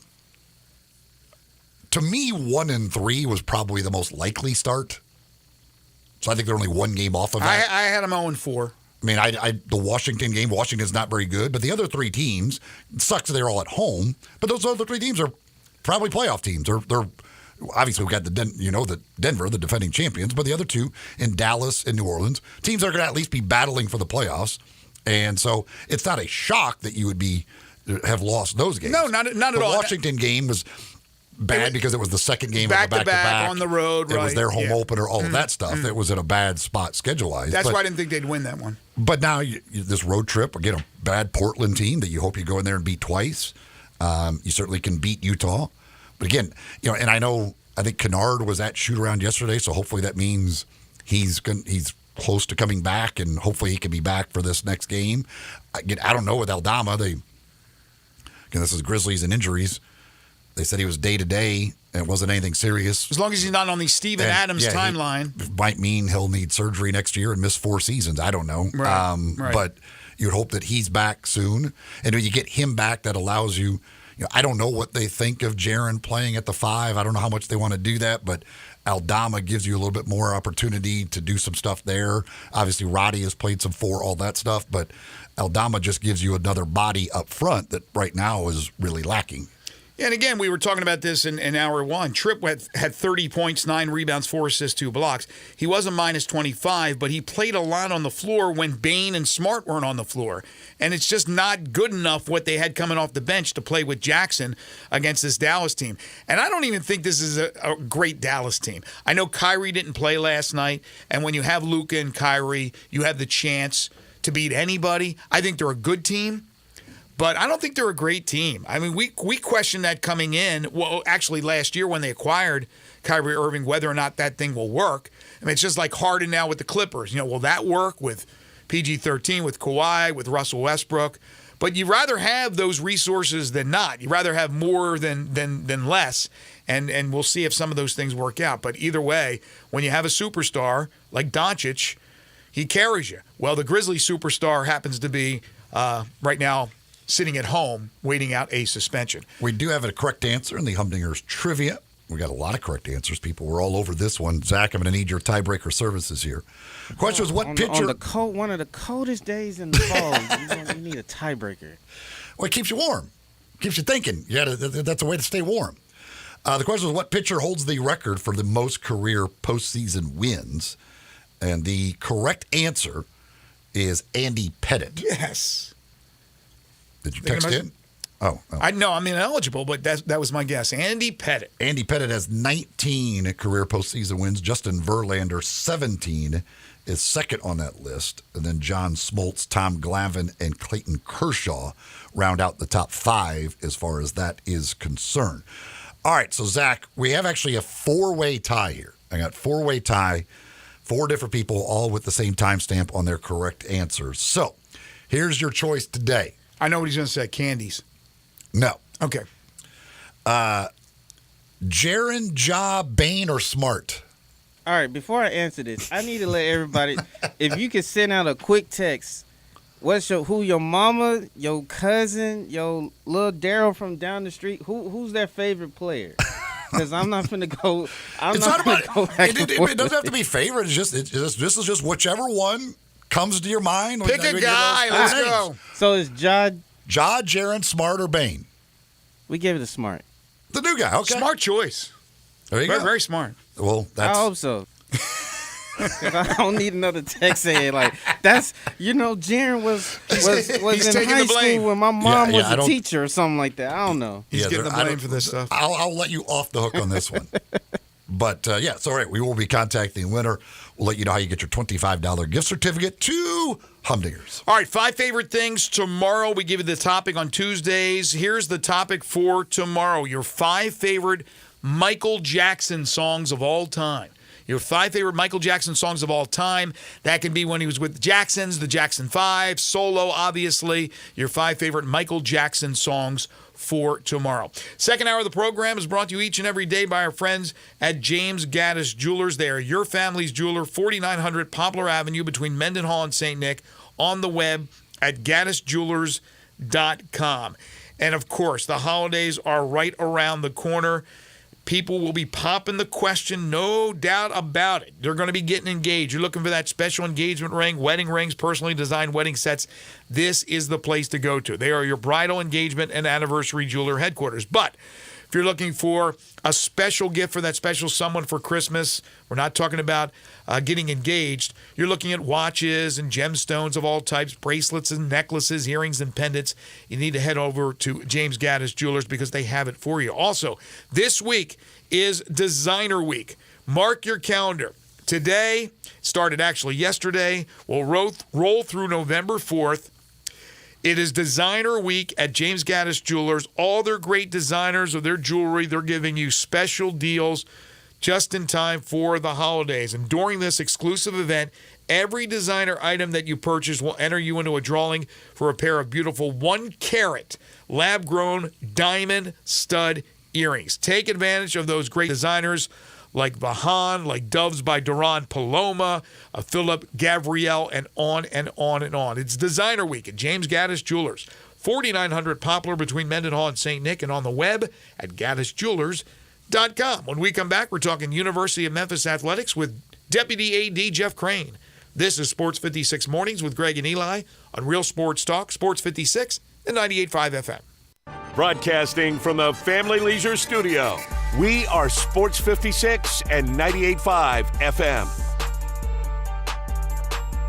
I'm Gary York. I'm the service director at Lexus of Memphis. Our service department wants to be more than just a place where you get your oil changed. We do glass repair, windshield replacement, recalibration of your camera and sonar systems, even wheel repair, tire replacement, all the things you would expect from a luxury automotive dealer. Please check out our website. You can schedule your appointment, check out our specials, hours of operation, or if you'd like to do it in person, please reach out to one of our associates at 901-271-5199. Hi, this is Jonah Gamble, left guard from the University of Memphis football team. Is your credit card rewarding you for everyday purchases? Southern Security has the perfect low-interest reward card that will upgrade your wallet. Max rate is 18%, no annual fees, no cash advance fees. For more information, visit southernsecurity.org or by calling our member service team at 901-452-7900. Southern Security is a proud sponsor of the University of Memphis.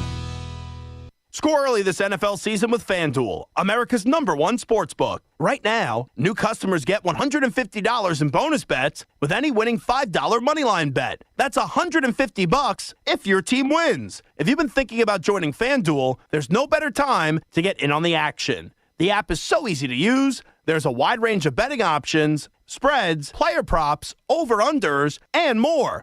I like putting a spread bet together with the over for my parlays, and anytime player touchdown always has me on the edge of my seat. So if you're ready to do the same, visit FanDuel.com/win and kick off the NFL season. That's FanDuel.com/win. FanDuel, official partner of the NFL. 21 plus and present in Tennessee. First online real money wager only. $5 pregame money line wager required. First online real money wager only. $10 first deposit required. Bonus issued as non-withdrawable bonus bets that expire 7 days after receipt. See terms at sportsbook.fanduel.com. Gambling problem? Call TN Redline 1-800-889-9789. Go where the season takes you, and it'll take you to huge savings at Gossett Mitsubishi on the Pike. Be packed with power in 2024 Mitsubishi Mirage G4. 37 MPG combined, $18,755 or $199 a month. Ready for adventure? 2023 Mitsubishi Outlander Sport, $25,595 or $299 a month. Plus 7 seating and top safety pick 2024 Mitsubishi Outlander SUV, $32,185 or $399 a month. And every new Gossett Mitsubishi is equipped with Mitsubishi's 10-year, 100,000-mile powertrain limited warranty. You want it, we Gossett. Gossett Mitsubishi, 1870 Covington Pike or 24/7 at memphismitsubishi.com. If you want it, we got it at Gossett Motor Cars. All 84 months, 500 military rebate, loyalty, conquest rebate, 500 G4, RHFO 1918, MSRP 19255, Sport, PU 15137, MSRP 26595, Outlander RZ 006545, MSRP 33185, includes all rebates and incentives, PF 695, excludes tax, title, and license. See dealer for complete details. Offer valid through end of the month with approved credit, dealer stock only. At Grainger, we're for the ones who specialize in saving the day and for the ones who've mastered the art of keeping business moving. We offer industrial-grade supplies for every industry with same-day pickup and next-day delivery on most orders, all backed by real people ready to help. So you can get the right answers and products right when you need them. Call, clickgrainger.com, or just stop by. Grainger, for the ones who get it done. Sports 56 traffic. Good morning. Wrapping up the earlier wreck at Ramel Road at Raleigh-Millington Road. Still a lot of volume right now coming down I-40 westbound from 269, coming in from Fayette County, passing Chambers Chapel all the way up to Witten Road. Still pretty crowded on 55 southbound. That's what we're looking at live right now across the bridge over from West Memphis. Hey, there's an adventure around every corner at the Memphis Zoo. If you haven't been there in a while, check them out online, memphiszoo.org. I'm Commander Chuck with your on-time traffic.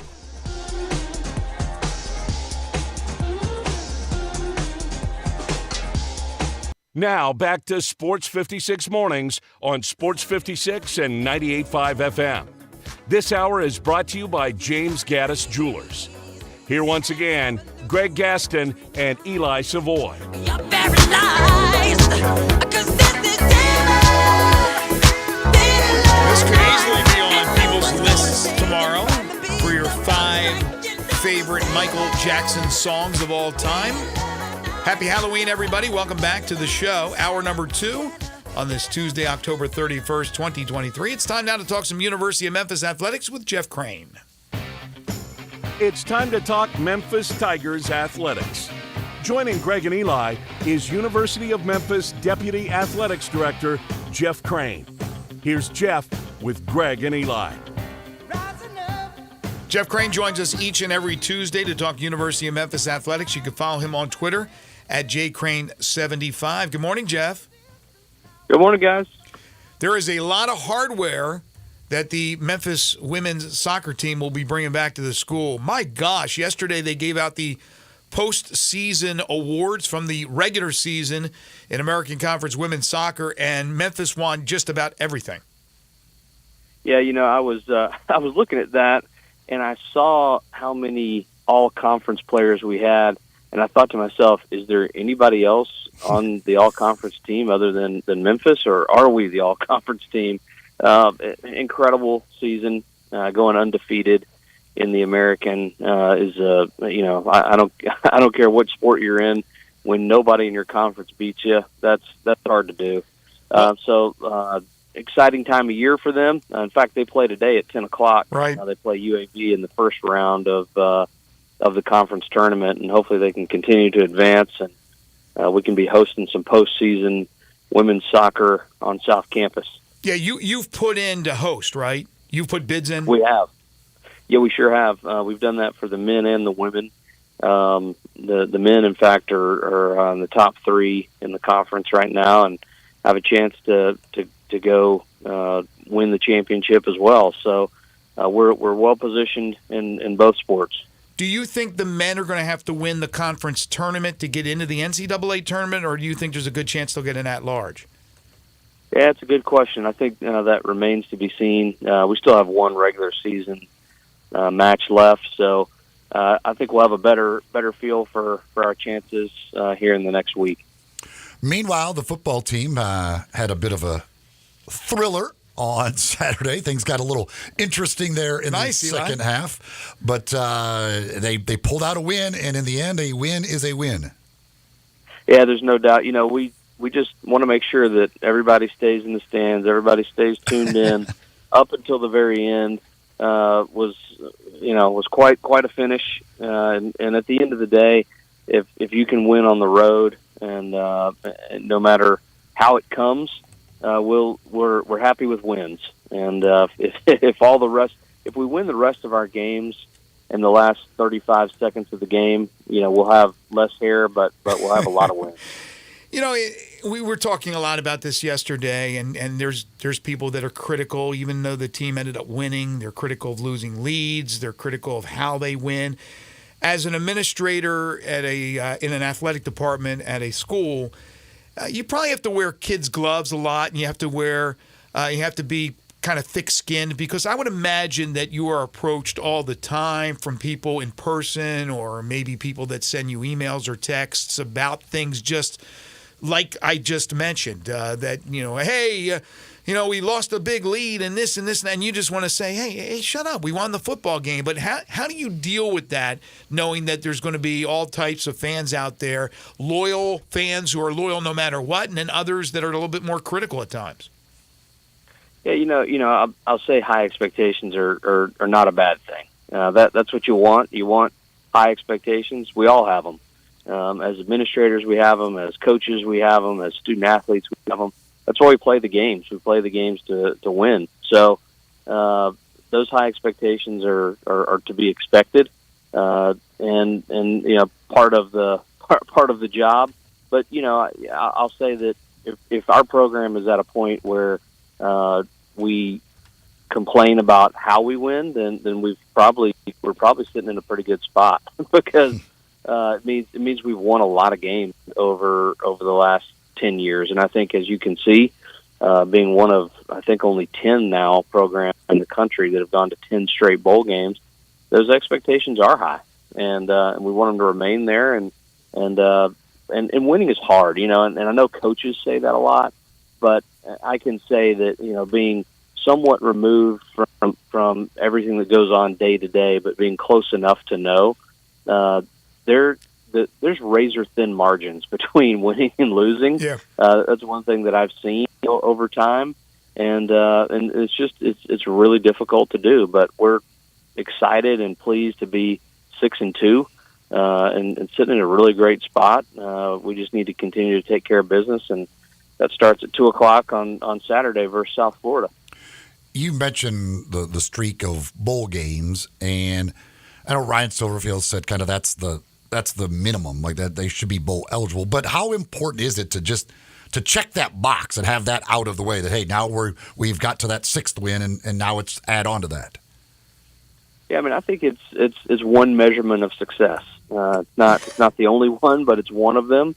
And by nature of and even me, it's almost surprising sometimes when I think about there's only 10 programs in the entire country that have gone to 10 straight bowl games, and we all kind of think, oh, there's too many bowl games. Everybody's in a bowl game, but that consistency is very difficult to get, and that's where we want to be. We want to consistently be competing at the highest level, and the bowl game is one of those measurements. But playing for conference championships, winning conference championships, New Year's Six games, those are all measurements of success as well, and that's where we want to be. All right, so what type of homecoming festivities are there this year? Yeah, lots of excitement around homecoming this year. In fact, I was just in a meeting yesterday, and they're having a concert coming up for the students, and over 2,000 students have already claimed their homecoming concert tickets. So there seems to be kind of a renewed interest and energy around homecoming on campus. There'll be a parade and a pep rally going down Central and coming through Highland, kind of a new route this year. That'll be on Friday, starting at about 3:15, and then the pep rally at 4:00 at El Marone Fieldhouse. So, just lots of fun and excitement. Great atmosphere for that 2:00 game. Good opportunity for families to come out. We've had tremendous student attendance. In fact, as we've been tracking it this season, the best student attendance that we've had overall from start to finish thus far since we've been tracking it for about the last decade. So really excited for what lies ahead and expecting a big crowd on Saturday. Meanwhile, the basketball team had their first exhibition, got another one coming up this week. How did things go for the exhibition game? Obviously, it was a strong performance on the court, but everything runs smoothly. Yeah, absolutely. It's this is that time of year when our sports start crossing over. We've got 5-6 sports going simultaneously right now, so it's a busy time around our offices, but lots of excitement for men's and women's basketball. And men's basketball play again on Thursday night at FedEx Forum, and then the women tip off their season on the road on Monday, but then this next Monday, and then back at El Marone Fieldhouse next Thursday. So looking forward to seeing some big crowds. You know, we understand that these exhibition games don't attract the same level of attention, but expecting some big crowds when we get into the regular season very soon next week. Yeah, the men will begin on Monday of next week, the regular season opener against Jackson State. So the crowds, as you mentioned, will be a lot more. So I imagine for the first exhibition game, no problems with the clear bag policy. People still getting used to tickets on their phone as opposed to the physical ticket. But when Monday comes and the crowds are bigger, I mean, do you anticipate any issues, or do you think everything will be fairly smooth? Yeah, I mean, anytime there's change, there can be bumps in the road. But our friends at FedEx Forum have done a great job communicating the new clear bag policy, and I think the fact that the Grizzlies season has been underway for a few weeks has probably helped people acclimate to that. But we do know because of that change, there will likely be some adjustments and some mistakes along the way. But we'll be ready for those changes, and really appreciative of the folks at FedEx Forum and how they conduct their business. Just do a great job trying to make sure that the building and all the fans in it are safe. Now that you guys are bowl eligible, and again, it's still early in the process because there's 4 more regular season games to go, but do you start to kind of look at the landscape of the bowl season, of what bowls may end up being something that would be interesting for you and they would be interested in you? Yeah, things have certainly changed over the years as it relates to bowls. It used to be that you kind of lobbied for your opportunity to play in the game, and there was a lot of politics and communication between the schools and the bowls. That really takes place at the conference level now, but we have started some very early conversations with the conference in terms of what that might look like, and ramp up those conversations over the next couple of weeks. We've got lots of awesome bowl partners out there, and so we're excited to potentially go to a new place we've never been before. Mm-hmm. And it's fun for our student athletes to be able to go to new cities and experience new things. And wherever we land, we'll just be happy we're still playing football in December. Sure, but you could still give your opinion of where you would like, maybe even a couple of choices, correct? Absolutely. Yeah, we absolutely have the opportunity to give input, and they do their best to match up in the way that we think is best. So we've had great success in bowl games, as you know, over the last few years. So putting us in a position where we can competitively come out on the right side of that is something that's really important to us. Because you can carry those bowl wins for several months, sure, leading into the next season. All right, final thing for you. It's the tough question. Tomorrow, November 1st.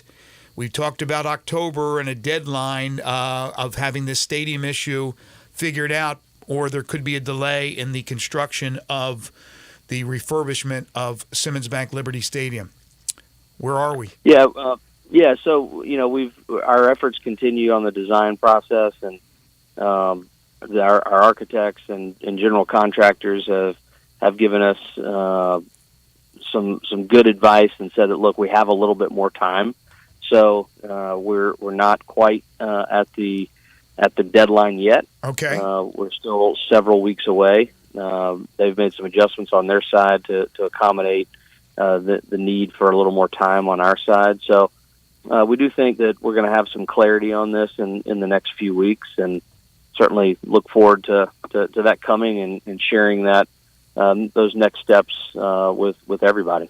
Well, we look forward to Saturday, where the weather's supposed to be great. I think about 72 degrees, maybe a Chamber of Commerce type day. A lot warmer than it is today this Saturday. So get your tickets for the Tigers and South Florida. He's Jeff Crane, University of Memphis Deputy AD. We talk to him each and every Tuesday all year long. You can follow him on Twitter at jcrane75. Thank you, Jeff. See you later in the week. Thanks so much, guys. Go Tigers, go. Take care. So there you go. So you got a couple of week delay, couple of week reprieve. Who knows if anything will come in the next couple of weeks. We need to take a time out. We'll come back, talk a little World Series when we return. This is Sports 56 Mornings with Greg and Eli on Real Sports Talk, Sports 56 and 98.5 FM.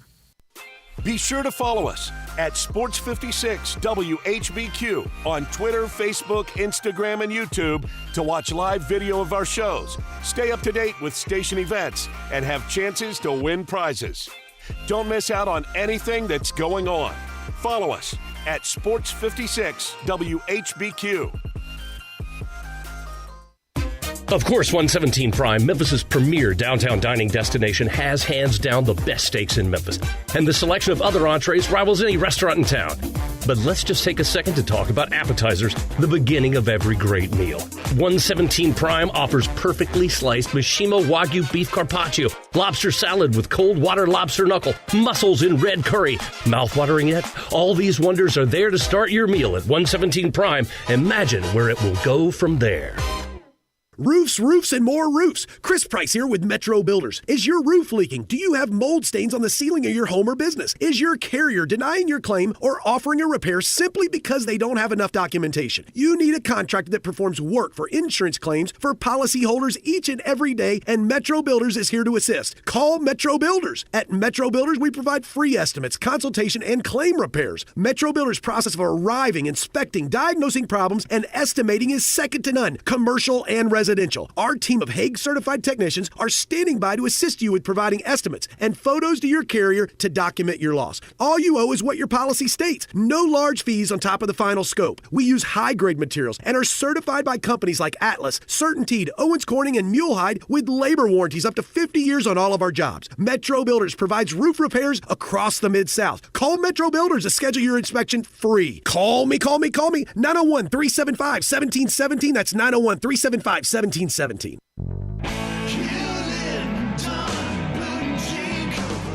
Hewlett & Dunn Boot and Clothing Company, we have it all. From handmade Amish leather belts, fine and casual clothing, boots, casual boots, work boots, fancy boots, and even safety-toed boots. Lots of cowboy hats to choose from, even Nebo lights, good-looking duck head dress shirts, duck head caps, shorts, and pants. Tons of jeans from Ariat, Wrangler, Devil Dog, and Kimes Ranch jeans.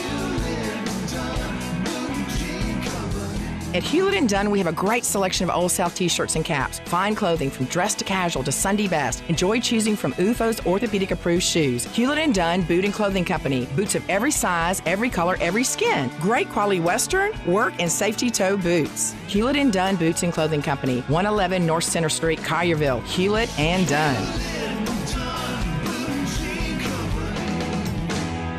Hewlett & Dunn, serving you and your family since 1961. Hey, Mid-South, you looking for a new ride that'll save you some big bucks? We got it at Gossett Kia on the Pike. A new ride that boosts 41 mpg highway and 2023 Kia Forte LXS. $229 a month, $29.99 to its signing. How about 2023 Nero EV Wind SUV? 253 miles of EPA estimated range, $269 a month, $49.99 to its signing. And 2023 Kia EV6 Wind. Get up to 134 city, 101 highway MPGE, $399 a month, $49.99 to its signing. Plus a free charger with your EV purchase, all 36-month leases, and Kia's 10-year, 100,000-mile powertrain limited warranty. Ask for Bobby J. He's ready to put you in a new Kia today. Gossett Kia, 1900 Covington Pike, or online, KiaCovingtonPike.com. If you want it, we got it at Gossett Motor Cars. All 36-month lease, $650 acquisition fee, Forte PE 678 6055, MSRP 21610, Nero P501 7859, MSRP 41090, EV6 P501 7859, MSRP 49687. Includes all rebates and incentives. Must finance through Hyundai. Excludes tax, title, and license. See dealer for complete details. Offer valid through 10/31/23 with approved credit. Dealer stock only. Discover, this is Daniela. Hi, it's Jennifer Coolidge. I just want to thank you for making me feel so special. I earned cash back on debit for my dinner party groceries. That's great, but with Discover Cashback Debit, we give everyone cash back on everyday purchases. Anything else I can help you with? Do you like asparagus and mushroom sorbet? I've got leftovers. Introducing Discover Cashback Debit, a checking account with cash back. It pays to Discover. Eligibility and terms at discover.com/cashback debit. Discover Bank, member FDIC. Save up to $300 on a new energy-efficient tanked or tankless water heater from Conway Services. Upgrade your old, inefficient water heater with a new energy-efficient model. Or better yet, a tankless unit, so you're only heating the water you need and you never run out. Visit conwayservices.com for details, terms, and conditions. License number 64210, 64365 EAS, MS 19688. Call 384-3511. Conway Services. Call Conway today. Now back to Sports 56 Mornings on Sports 56 and 98.5 FM. This hour is brought to you by James Gaddis Jewelers. Here once again, Greg Gaston and Eli Savoy. It's too close for comfort. Welcome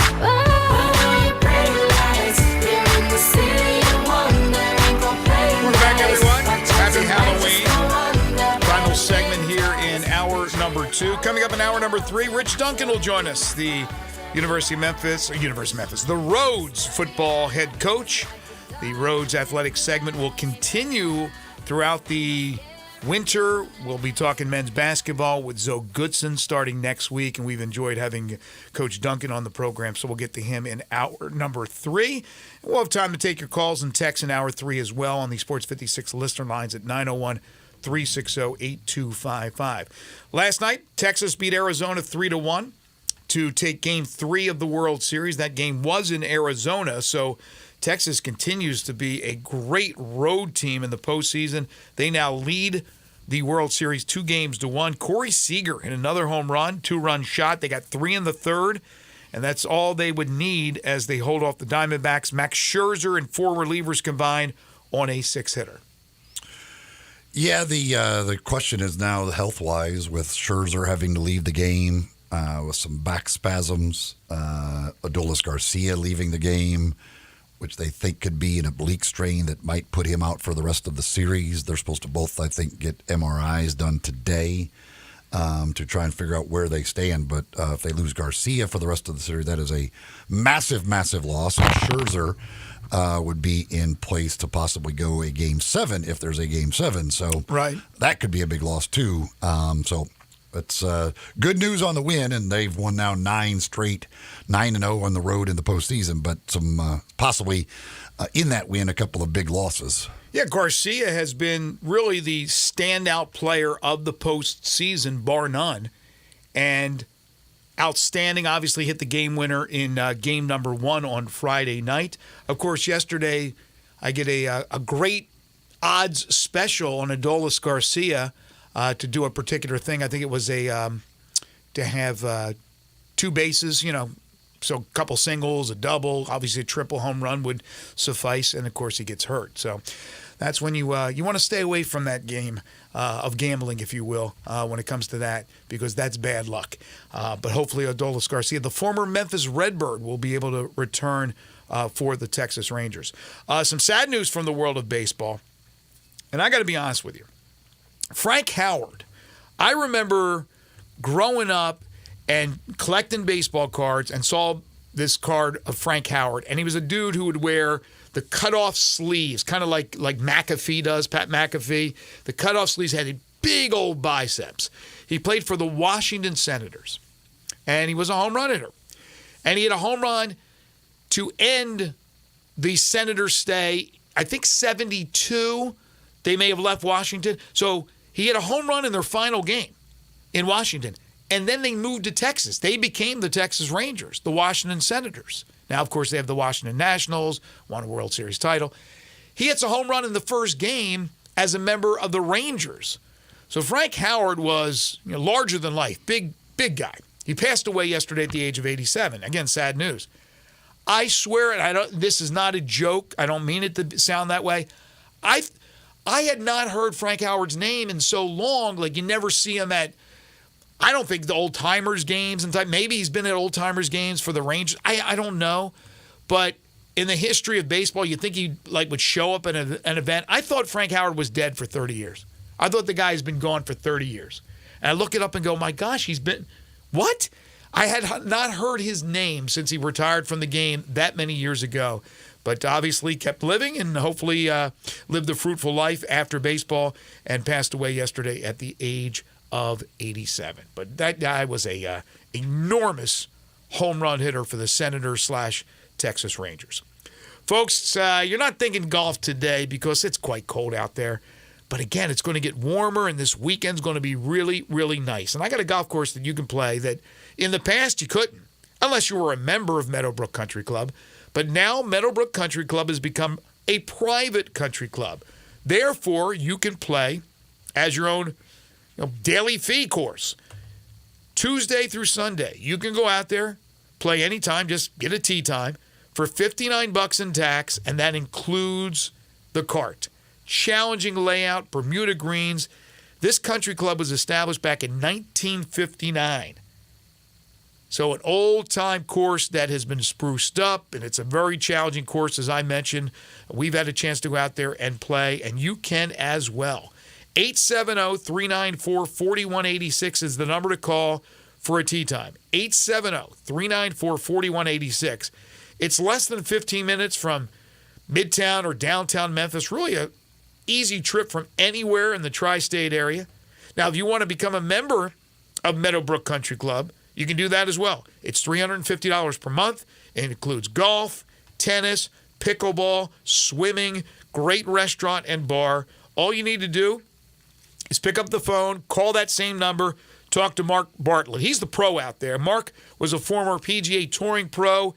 He can give you lessons. He can fit you for Shrixon clubs. You can talk to him about country club membership and really just to set up a tee time. He's the guy to do so. Mark Bartlett at 870-394-4186 for a tee time at Meadowbrook Country Club, 1250 West Broadway in West Memphis. Again, open Tuesday through Saturday. When we come back, hour 3 of the program, this is Sports 56 Mornings with Greg and Eli on Real Sports Talk, Sports 56 at 98.5 FM.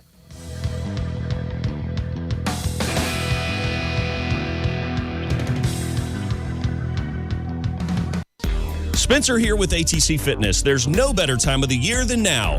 Football and fitness go hand in hand in the fall. And with individual screens on each piece of cardio and multiple big screens throughout the rest of the club, you'll never miss a bit of the action watching your favorite team.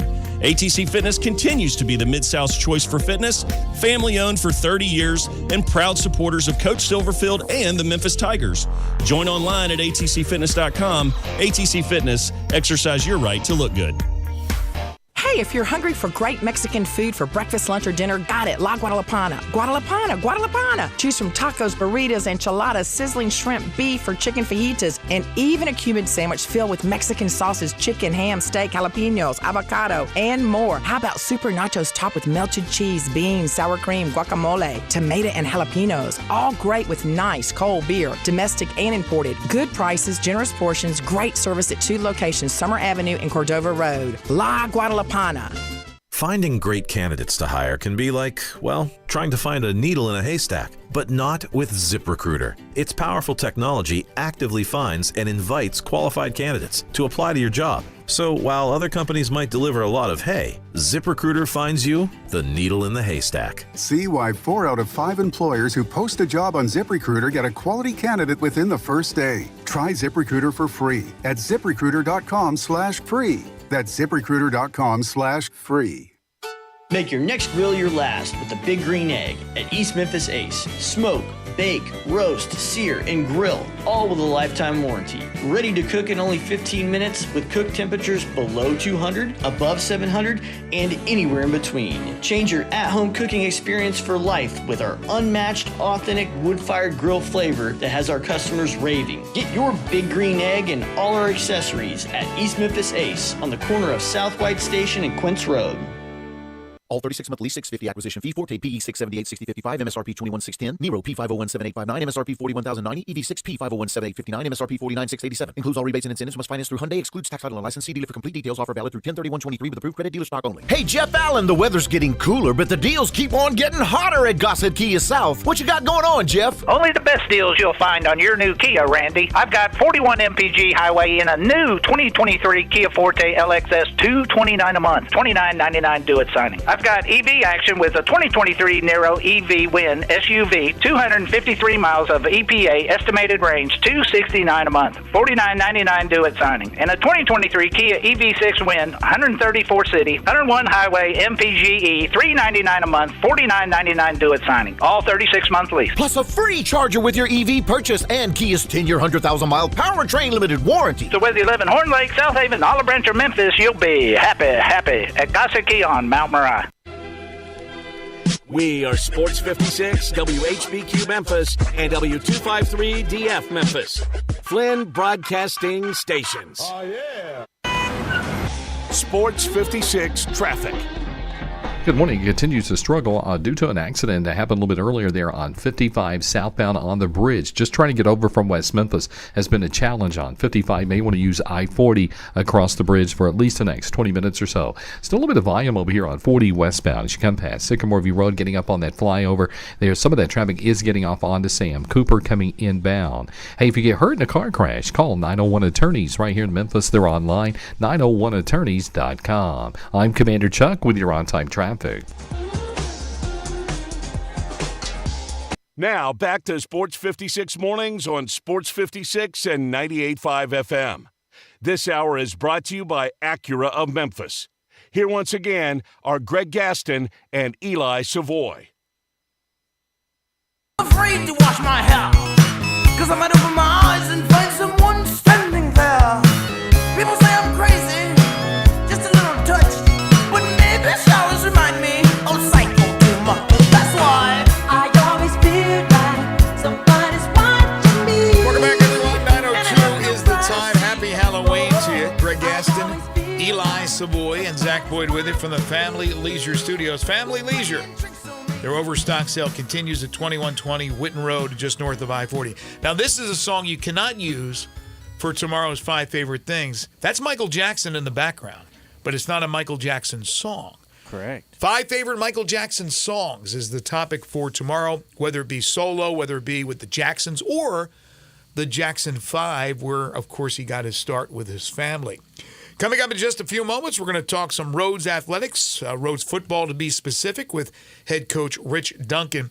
Currently, it's 34 degrees, clear skies. We're looking at a high today of 51, but a very cold day, and it will be a cold evening tonight for the trick-or-treaters out there, so act accordingly, dress accordingly. Be careful out there, because there is going to be kids all around the neighborhoods. If you're driving, please extremely careful out there on the roadways. Be very kind and considerate to your neighbors as well. Have a great time tonight for Halloween. A little bit later on in the hour, we're going to open it up to you at 360-8255. Take your calls and texts. College football playoff rankings for the first time this season will come out later today. We're going to discuss that and who we think the top 4 teams will be, and then dive back into the Grizzlies and the NBA as the Grizz get set to hit the road. They'll play a game in Utah, a couple in Portland before coming back home. And they are one of just 2 winless teams after losing last night to the Dallas Mavericks, 125-110. But without further ado, it's time to talk a little Rhodes.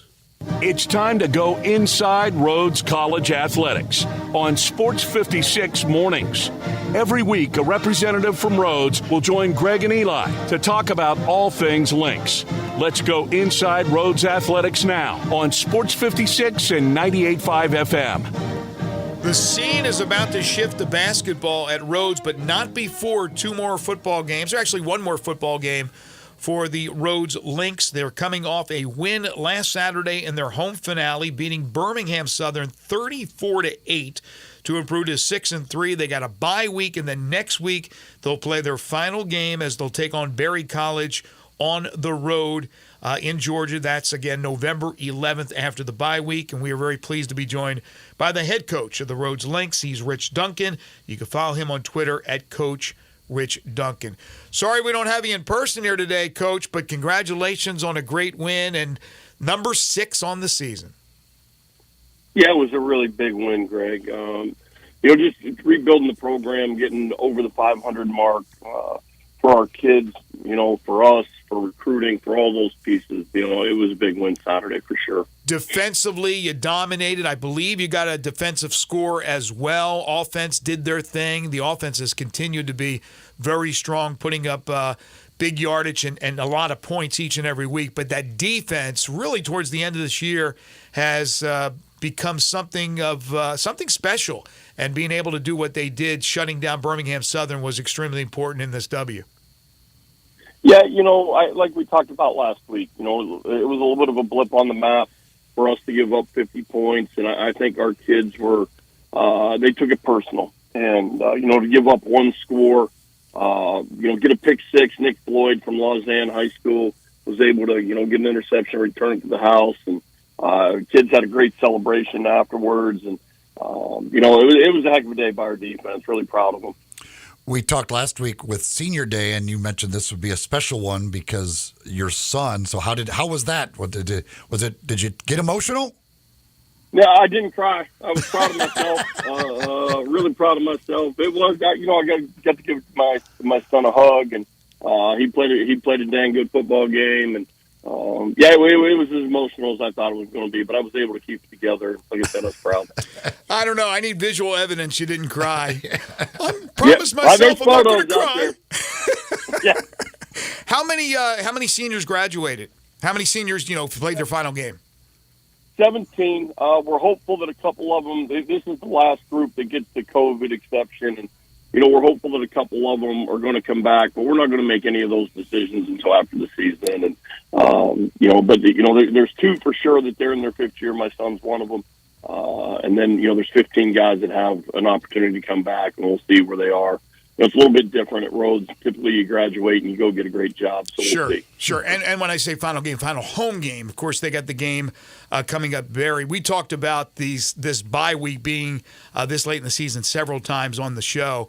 So you got the bye week. What's the schedule like as you prepare for one of your biggest challenges of the season, and that's Barry? Yeah, you know, Barry has the nation's leading rusher. You know, they run a bunch of muddle huddle 2-point fakes. So we're kind of, you know, after looking at the film, we're kind of grateful to have the bye week before we play them. And you know, it's a little bit late and it's an awkward break, but it is a huge challenge. They're very, very good. They're nationally ranked, and gives us a little extra time to prepare for what they do. So how much time in a bye week do you give the kids off? Yeah, we gave them the weekend. So, you know, Sunday, Monday, you know, we're back at it today, and then we'll, you know, practice today, tomorrow, Thursday, and we go in the morning on Thursday to let them get out, and then we'll start back again in our normal game prep on the following Sunday. So they get, you know, 4 or 5 days off over this, you know, next 10-day period. So it's pretty good for them. So as you close in on the end of this season, your thoughts obviously begin, because you're a coach, you never stop, as to the roster for next year, and recruiting is an endless job. How are things going as far as that? Because, like I said, preps for already next season are underway. Yeah, you know, we've had a chance as coaches to really look at that piece of it over the last, you know, couple days, and I'm really excited with where we're at in our recruiting right now. You know, we're different than Division I. We're not going to have a bunch of, you know, early commitments and all those things, but, you know, we're really, really excited. I think we've got 4 guys that are in our early decision application track, and then we've got, you know, another 55 or 60 that are what's called early action, which means we'll have some admission decisions ready to go for those guys before the holidays, and, you know, really excited about that group, and feel good. You know, we're out beating it around a little bit recruiting, and you know, while we had the break, and now, you know, ready to get back at it, and then we'll be on the road as soon as the season ends, going out and seeing folks. You talked about, you know, getting over the 500 mark. This is it's steps in rebuilding a program. What at your level, at the Division III level, what's the biggest challenges when you're trying to build a program? Yeah, I think it's this. You know, I don't know if it's different at our level or other levels. I think probably the biggest difference for us is we're never going to do it via the transfer route wholesale. You know, we can't be like Coach Prime and bring in a whole new roster. You know, for us, the challenges are to build the culture the way you want to build it, to get the kids to buy in. And we've been very blessed that, our kids have really bought into the message, played really, really hard for us, and competed at, I think, a really high level. When you look at our schedule, we played 9 games, and 8 out of those 9 games, we've had a real legitimate opportunity to win, and the 2 losses were last play of the game losses. So really proud of the way we've been able to build this thing for 3 years now. Have you seen, since the portal and all that stuff in the bigger divisions, but have you seen it kind of trickle down to more transfers at the Division III level? Yeah, there's certainly some of that. I think that we're kind of a microcosm of what's happening at the larger levels, and probably get more contact now from guys that are looking to transfer than we've ever had. But I think that's where kind of the society of the 18 to 22-year-old kid. I think the transfer portal probably exists for the general college student a little bit too. I think the times have changed. That kids have more options, more places to look, and again, for where our academics are, that's not where we're going to make our living. But you may get 1 or 2, and you hope maybe you find the right 1 or 2. Mm-hmm. When you're talking about that, and you talk about putting your culture and building that culture, and coaches talk about that a lot. When doing that and building a program, how important is it to that result in wins? Because you can put a culture in and it be going well, but if you're not getting the wins, how important is it for the kids to see the kind of the reward that this is working and we're starting to win football games?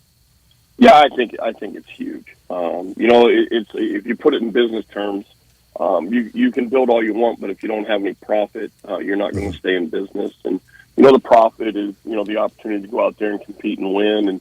And competitive athletics at any level, the goal is to win games, whether that's football, basketball, baseball, what have you. But I think it's huge. We've made steps each year. We won 3 our first year, 5 our second year. We're guaranteed 6 for the third one. Hopefully we'll get a 7th, and we've been able to make incremental progress. And I tell the kids all the time, culture is a buzzword, but culture is not what you say; it's what you do and how you respond and how you react. And I think we've been able to put our plan into action. Rich Duncan is joining us. He's the head football coach at Rhodes. He has joined us each and every week since we started this Rhodes Athletics segment at the beginning of September, I believe it was. It's been a delight to have Coach on. We're going to be talking some basketball moving on with Zoe Goodson starting next week. You can follow Rich on Twitter at Coach Rich Duncan. What about the administration? At the highest level, at the D1 level, the Power 5 conferences, you better win or you're looking for another job. We know how much money comes into play in the top divisions and how much the money that the coaches make and things of that nature. So you better win big. At this level, obviously you are having the success on the field, but what are the demands, if there are even demands, that might be too harsh a term, from the administration, from you? Well, I don't know that anybody puts expectations on myself higher than myself, but I think winning is expected everywhere. It doesn't matter, what level. It's collegiate athletics, and if you don't have success, somebody else is going to be in your seat. I think it's a little bit maybe more long term at our level. I think you have more of an opportunity. I think it's a little bit more well-rounded. It's about the student athlete experience. I think it's, are the kids doing well academically? Are you able to get them in a position to become really productive 22-year-old young men? Right. But, at the end of the day, they're still going to count the wins and losses at every level, and they're going to take a look at it. They still got a scoreboard.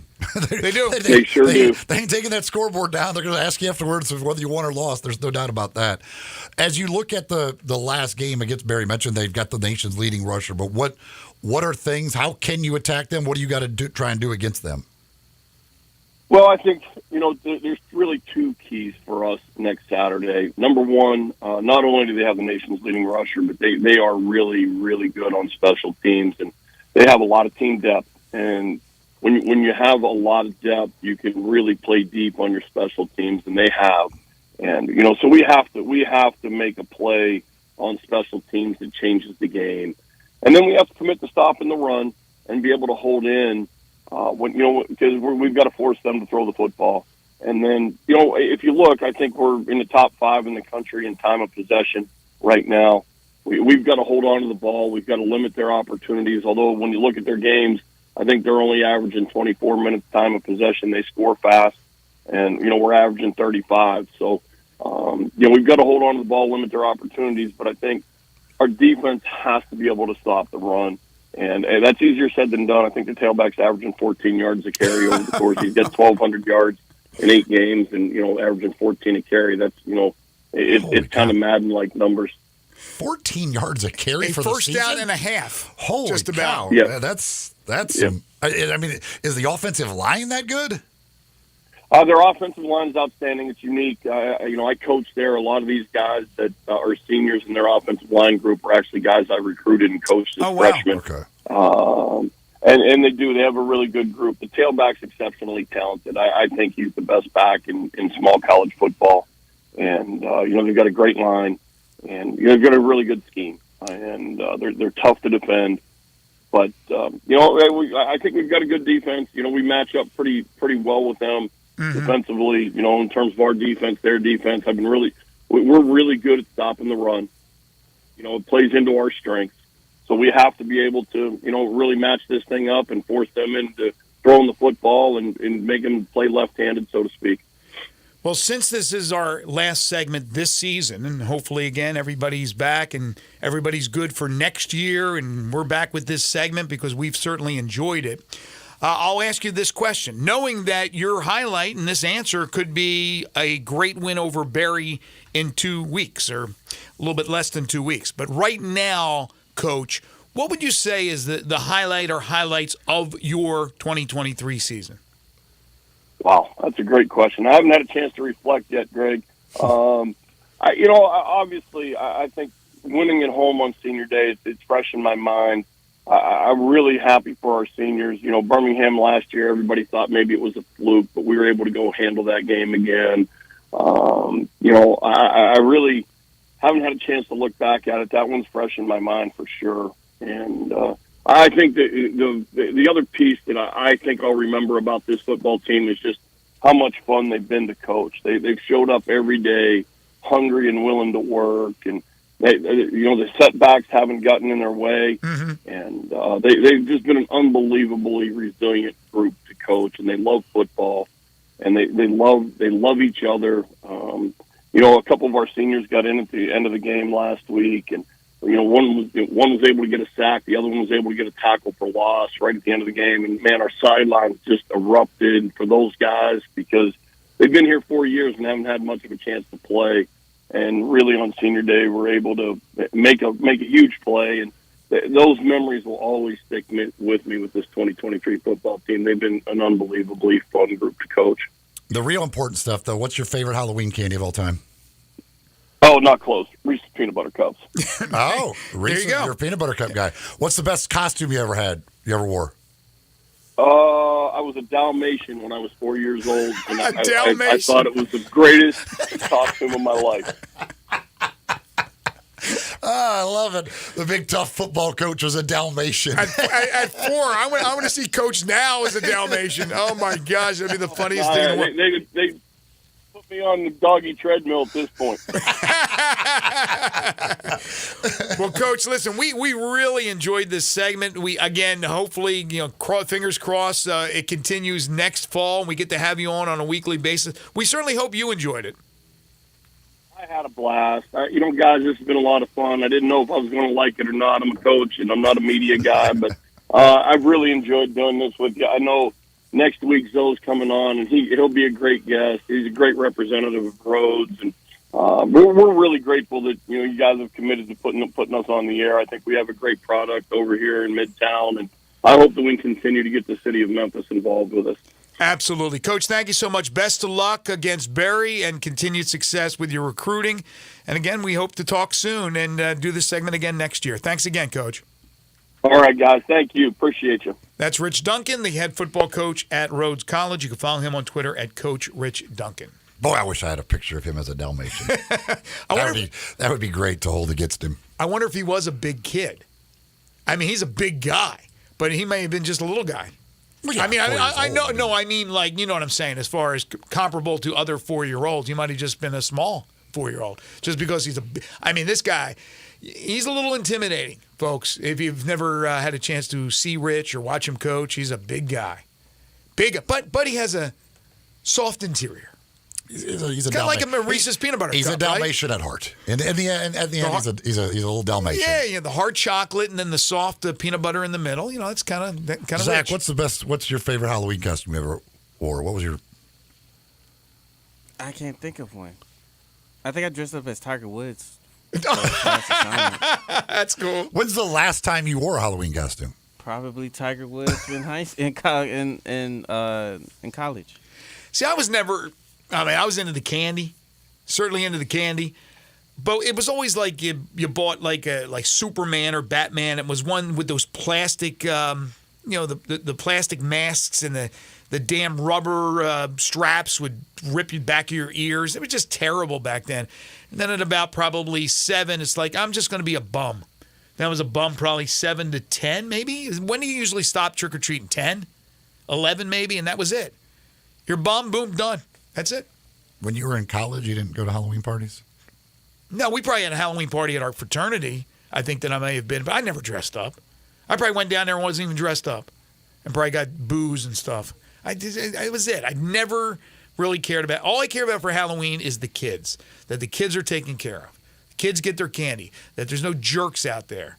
You know. But in college, Halloween is just an excuse to drink. That's what. Well, that was every day. That's the purpose of it. When you're in a fraternity for 4 full years, and you have a bar at the basement of your fraternity with 3 taps that run 24/7. I mean, yeah, it was like living in a bar, but a giant fraternity house. So yeah, there was always a party. But as far as the Halloween, I don't remember specifically a Halloween party, but I'm sure we had them. Halloween parties are a big deal at college level. You've done the Halloween parties. I know you have. Yeah. What was the last one that you went to? What were you dressed up as? The last one wasn't that long ago? A couple years ago, right? The last one was Where's Waldo. The one before that was Jesus. No, you weren't. Oh, you got a Jesus? picture? You got to have a picture. I'm That's sure not sacrilegious, is it? Zach? You dressed up as Jesus? What? Yes. He's dressed up as Jesus. I probably got a picture somewhere of me as Jesus. I got to see this one. Oh my gosh! You go to these the Spirit, whatever Halloween stores now, man. They got the amount of costumes that are in there is insane. Like there's so many different things in there now. It's just absolutely crazy. Yeah, absolutely. But the adult ones, just like there's just wall after wall after wall of costumes, man. It's just amazing how many different costumes there are. But yeah, I would rather use it as an excuse to go to a party and drink, right, than sit at home and hand out damn candy to kids. When you get to my age and you have grandchildren, you just want those kids. I like the smiles on their faces. They're all happy and they got their share of candy. And then of course the dentists are very happy after that. The dental hygienists, because they're going to be dealing with your kids' teeth. You got a dentist in the family. That's probably That's probably why you like it so much. You got a dentist in the family. She's in cahoots with the Halloween and candy business. The kids don't smile. They come to the door like trick or treat. Well, hell, half of them don't even say trick or treat now. They just hold out a bag. You give them the candy, and they turn around and they walk away. There's no respect whatsoever for the game. Now that makes me mad.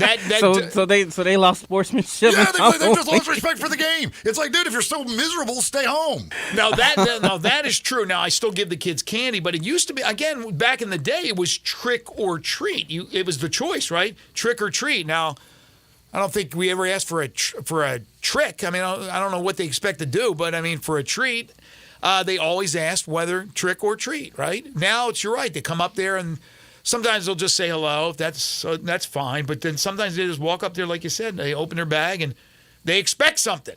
At least give me a little trick or treat, and then you get your treat. I give them a trick.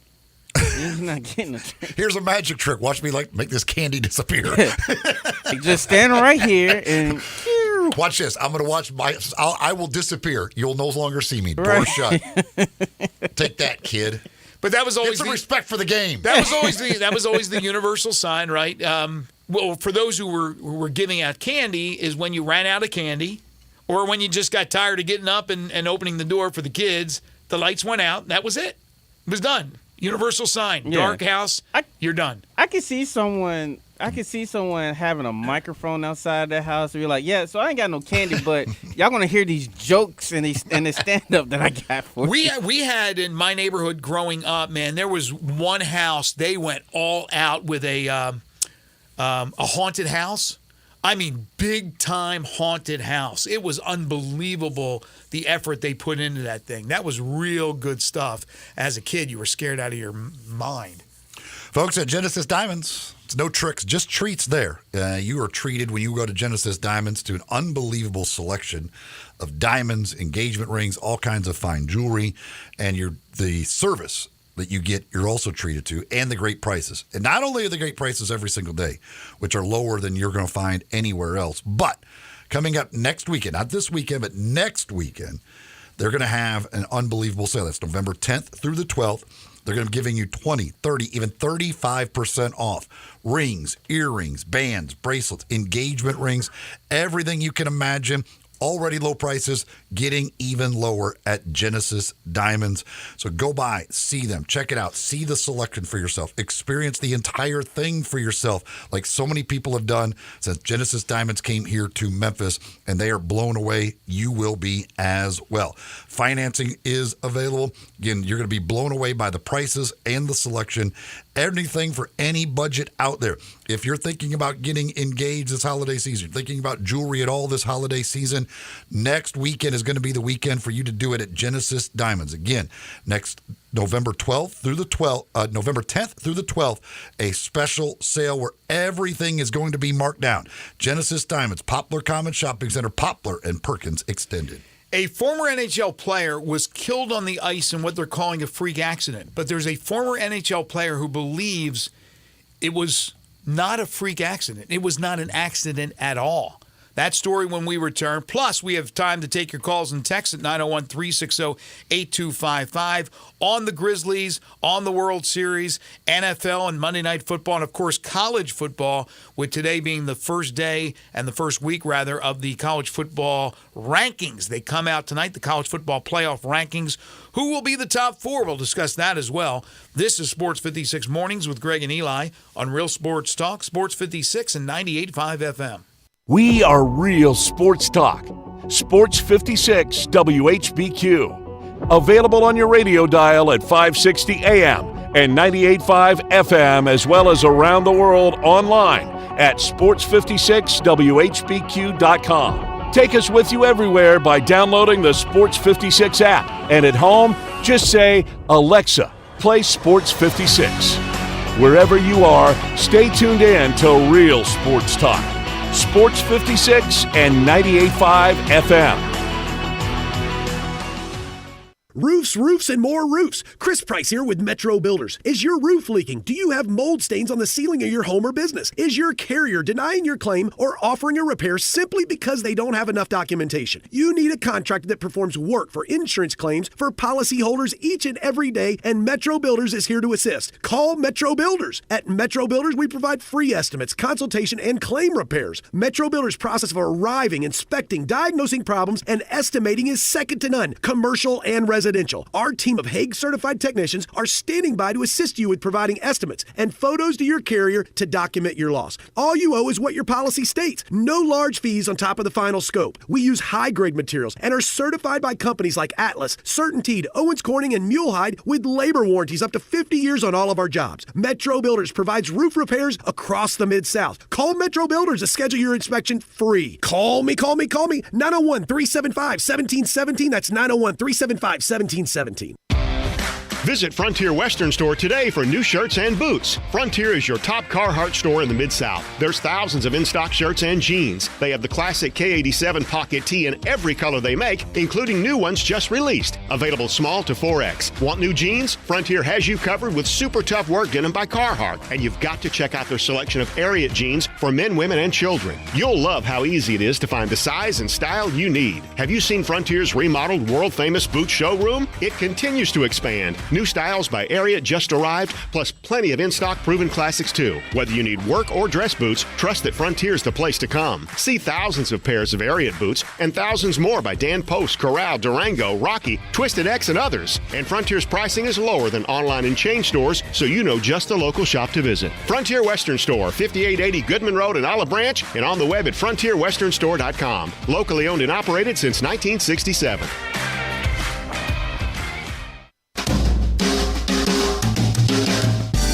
Hi, this is Lauren Choate with Choate's Air Conditioning, Heating, and Plumbing. Choate's is offering some amazing specials for this month only. If you're considering upgrading your furnace before the cold weather comes, Choate's is offering $1,000 off a new Carrier furnace. If you don't need a new furnace, Choate's is now offering its early bird $60 furnace tune-up. This 22-point tune-up includes a free carbon monoxide test and heat exchanger inspection. And Choate's is your indoor air quality expert. For the best quality air for you and your family, it's recommended to have your air ducts cleaned every 8 years. This month only, Choate's will install a free UV light system when you get your air ducts cleaned, a $500 value. Call us at 347-8086 to take advantage of these amazing deals. So, turn to the experts with Choate's, and remember, let our family serve your family. Go where the season takes you, and it'll take you to huge savings at Gossett Mitsubishi on the Pike. Be packed with power in 2024 Mitsubishi Mirage G4. 37 MPG combined, $18,755 or $199 a month. Ready for adventure? 2023 Mitsubishi Outlander Sport, $25,595 or $299 a month. Plus 7 seating and top safety pick 2024 Mitsubishi Outlander SUV, $32,185 or $399 a month. And every new Gossett Mitsubishi is equipped with Mitsubishi's 10-year, 100,000-mile powertrain limited warranty. You want it, we Gossett. Gossett Mitsubishi, 1870 Covington Pike, or 24/7 at memphismitsubishi.com. If you want it, we Gossett at Gossett Motor Cars. All 84 months, 500 military rebate, loyalty, conquest rebate, 500 G4, RHFO 1918, MSRP 19255, Sport, PU 015-137, MSRP 26595, Outlander RZ 006545, MSRP 33185, includes all rebates and incentives, PF 695, excludes tax, title, and license. See dealer for complete details. Offer valid through end of the month with approved credit, dealer stock only. If you haven't experienced Genesis Diamonds yet, your moment has arrived. Next weekend, November 10th through 12th, Genesis is putting everything on sale. Save 20, 30, even 35%. Rings, earrings, bands, bracelets, engagement rings. World-class designers will be here too, showcasing fashion jewelry never seen here before. All on sale. Luxury pre-owned Rolex watches and all lab-grown diamonds are also included. Don't miss this spectacular store-wide sale. Next weekend, November 10th, 11th, and 12th at Genesis Diamonds, Poplar and Perkins Extended. See store for details. Now, back to Sports 56 Mornings on Sports 56 and 98.5 FM. This hour is brought to you by Acura of Memphis. Here once again are Greg Gaston and Eli Savoy. You're so tough. It was a one-eyed, one-horned, flying purple people eater. One-eyed, one-horned, flying purple people eater. Welcome back, everyone. 9:33 the time. Happy Halloween, everybody. Final day of October here in 2023. Man, this year is ripping on by. Tomorrow, the November 1st edition of the program. Jerry Palm will join us. DeMichael Cole will join us. And 5 favorite things tomorrow, if you missed it earlier. 5 favorite Michael Jackson songs of all time. Whether it be solo career, whether it be with the Jacksons or the Jackson 5. Michael Jackson songs tomorrow. So this was sad recently, the death of former NHL player Adam Johnson. 29 years of age. He's playing in Britain's elite ice hockey league. He's playing for a team called the Nottingham Panthers. He passed away from a throat injury, sustained a throat injury from a skate blade in an on-ice collision during a game against the Sheffield Steelers. Now, I remember years ago, I think it was the goalkeeper for the Buffalo Sabres, Clint Malarchuk. I think he was with Buffalo at that time, and they accidentally went down for a puck. They slashed his throat, but they were able to get there in time, prevent him from bleeding out, and went to the hospital, and he saved his life. Well, did not happen for Adam Johnson. Again, just terrible. So they called it, obviously, a freak accident. You would think it's a freak accident. There is video. I'm not going to watch that video, but there is video out there. But a former Philadelphia Flyer and Dallas Star defenseman, Chris Therian, says it looked intentional And that Bush League needs to shut down for investigation immediately. He said, after seeing the incident involving Adam Johnson, the Bush League needs to shut down. I was literally appalled and sickened by what I saw. It looked intentional. It was a kung fu kick. My eyes are not lying, telling me I'm wrong. I mean, intentional, not to slash his throat and kill him, but that is not a hockey move. If you intentionally kick somebody with a skate, you're putting a good risk to that. If you kick somebody in the neck with a skate. Well, you are. And if he's doing some kind of kung fu move, again, I'm not going to look at the video. I do not want to see that kind of stuff. But other people will look, and you can make the judgment for yourself. But, yes, there should at least be an investigation. This isn't the neck injury that I was talking about with Clint Malarchuk, which was an absolute accident and freak thing. I'm surprised there isn't more cuts of that nature in hockey, but this killed the guy. And again, a former NHL player. I remember him very well, Adam Johnson. So I don't know if they're going to investigate. They're calling it a freak accident, but a former NHL player, as I mentioned, says nope, he believes it was purposely done. Mentioned the University of Memphis women's soccer team. They begin play in the American Conference soccer tournament in Florida today at 10 o'clock. As soon as we're off the air, they'll take on UAB. 9 players named to the all-conference teams. 9. Now, Brooks Monaghan and his staff was named the coaching staff of the year. Kaylee Berman, the goalkeeper of the year. Maya Jones, the offensive player of the year. Haley Spray, the co-defensive player of the year. I'm not sure if I'm pronouncing this right, but Momo Nakeo was the midfielder of the year. And Anna Hauer was the co-rookie of the year. So, in other words, they didn't take home much hardware. It's pretty impressive. It's been a heck of a season. Very impressive. But if they falter early in the conference tournament, that's not good. Or they fall early in the NCAA tournament, that's not good. I don't think they will. I think they have a chance to go a long way. But again, that's with every sport, we measure that. Regular season's one thing. Now it's all about the postseason. If you missed this yesterday, University of Memphis, actually the league announcing that the University of Memphis and their football game against Charlotte a week from Saturday will take place at 1 o'clock. It'll be a 1 p.m. kickoff on ESPN+. That will be in Charlotte a week from Saturday. Good old Biff Poggi and company. I didn't know the Biff Poggi story. That he's a billionaire? I don't know. I know this much. Biff Poggi is not going to be a head college football coach for very long. Yeah, but, okay, I don't know. I haven't had time to do research on this. But we were talking when I was down in Denton that Biff Poggi basically bought his way to becoming the head coach at Charlotte because of the money they had donated. Like, this guy's a billionaire? I have no idea. I don't know if it's true or not. Zach, can you look up Biff Poggi and just about Maybe the guy? Maybe he should use his $1 billion to buy sleeves. He can afford sleeves, but there ain't going to be no firing if this guy has that much control, if that's even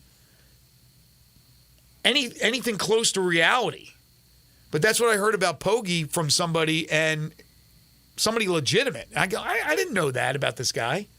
I just thought he was some, Sam Pittman type guy, been around the block, coached offensive linemen, and got his opportunity in Charlotte.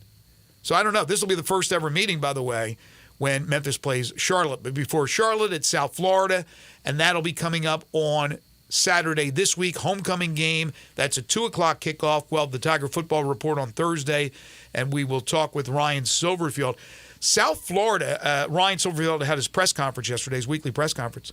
South Florida is coached by Alex Golish, formerly of the University of Tennessee under Josh Heupel. So here's a guy who runs that hurry-up offense, but he runs it to an extreme. They are, I think, Ryan said the third fastest as far as running plays in the country. If you thought North Texas ran a lot of plays, this team... That's what Josh Heupel's system is. Exactly. But it's even faster than Tennessee.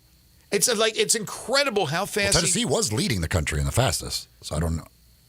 Okay, maybe it is. Maybe that's the case. I thought they were ahead of Tennessee. To be the fastest. I don't know if they still are or not, but at one point they were the fastest. I think last year they finished as the fastest. Yeah, maybe they are. I don't know if you can if that list is readily available. But yeah, so Golish anyway is obviously a disciple of Heupel and runs that type of offense. So USF has shown improvement this year, but this is going to be once again another team that Memphis has played 3 in a row that they have the ability to score, but they struggle defensively. South Florida is, I think, a little bit better.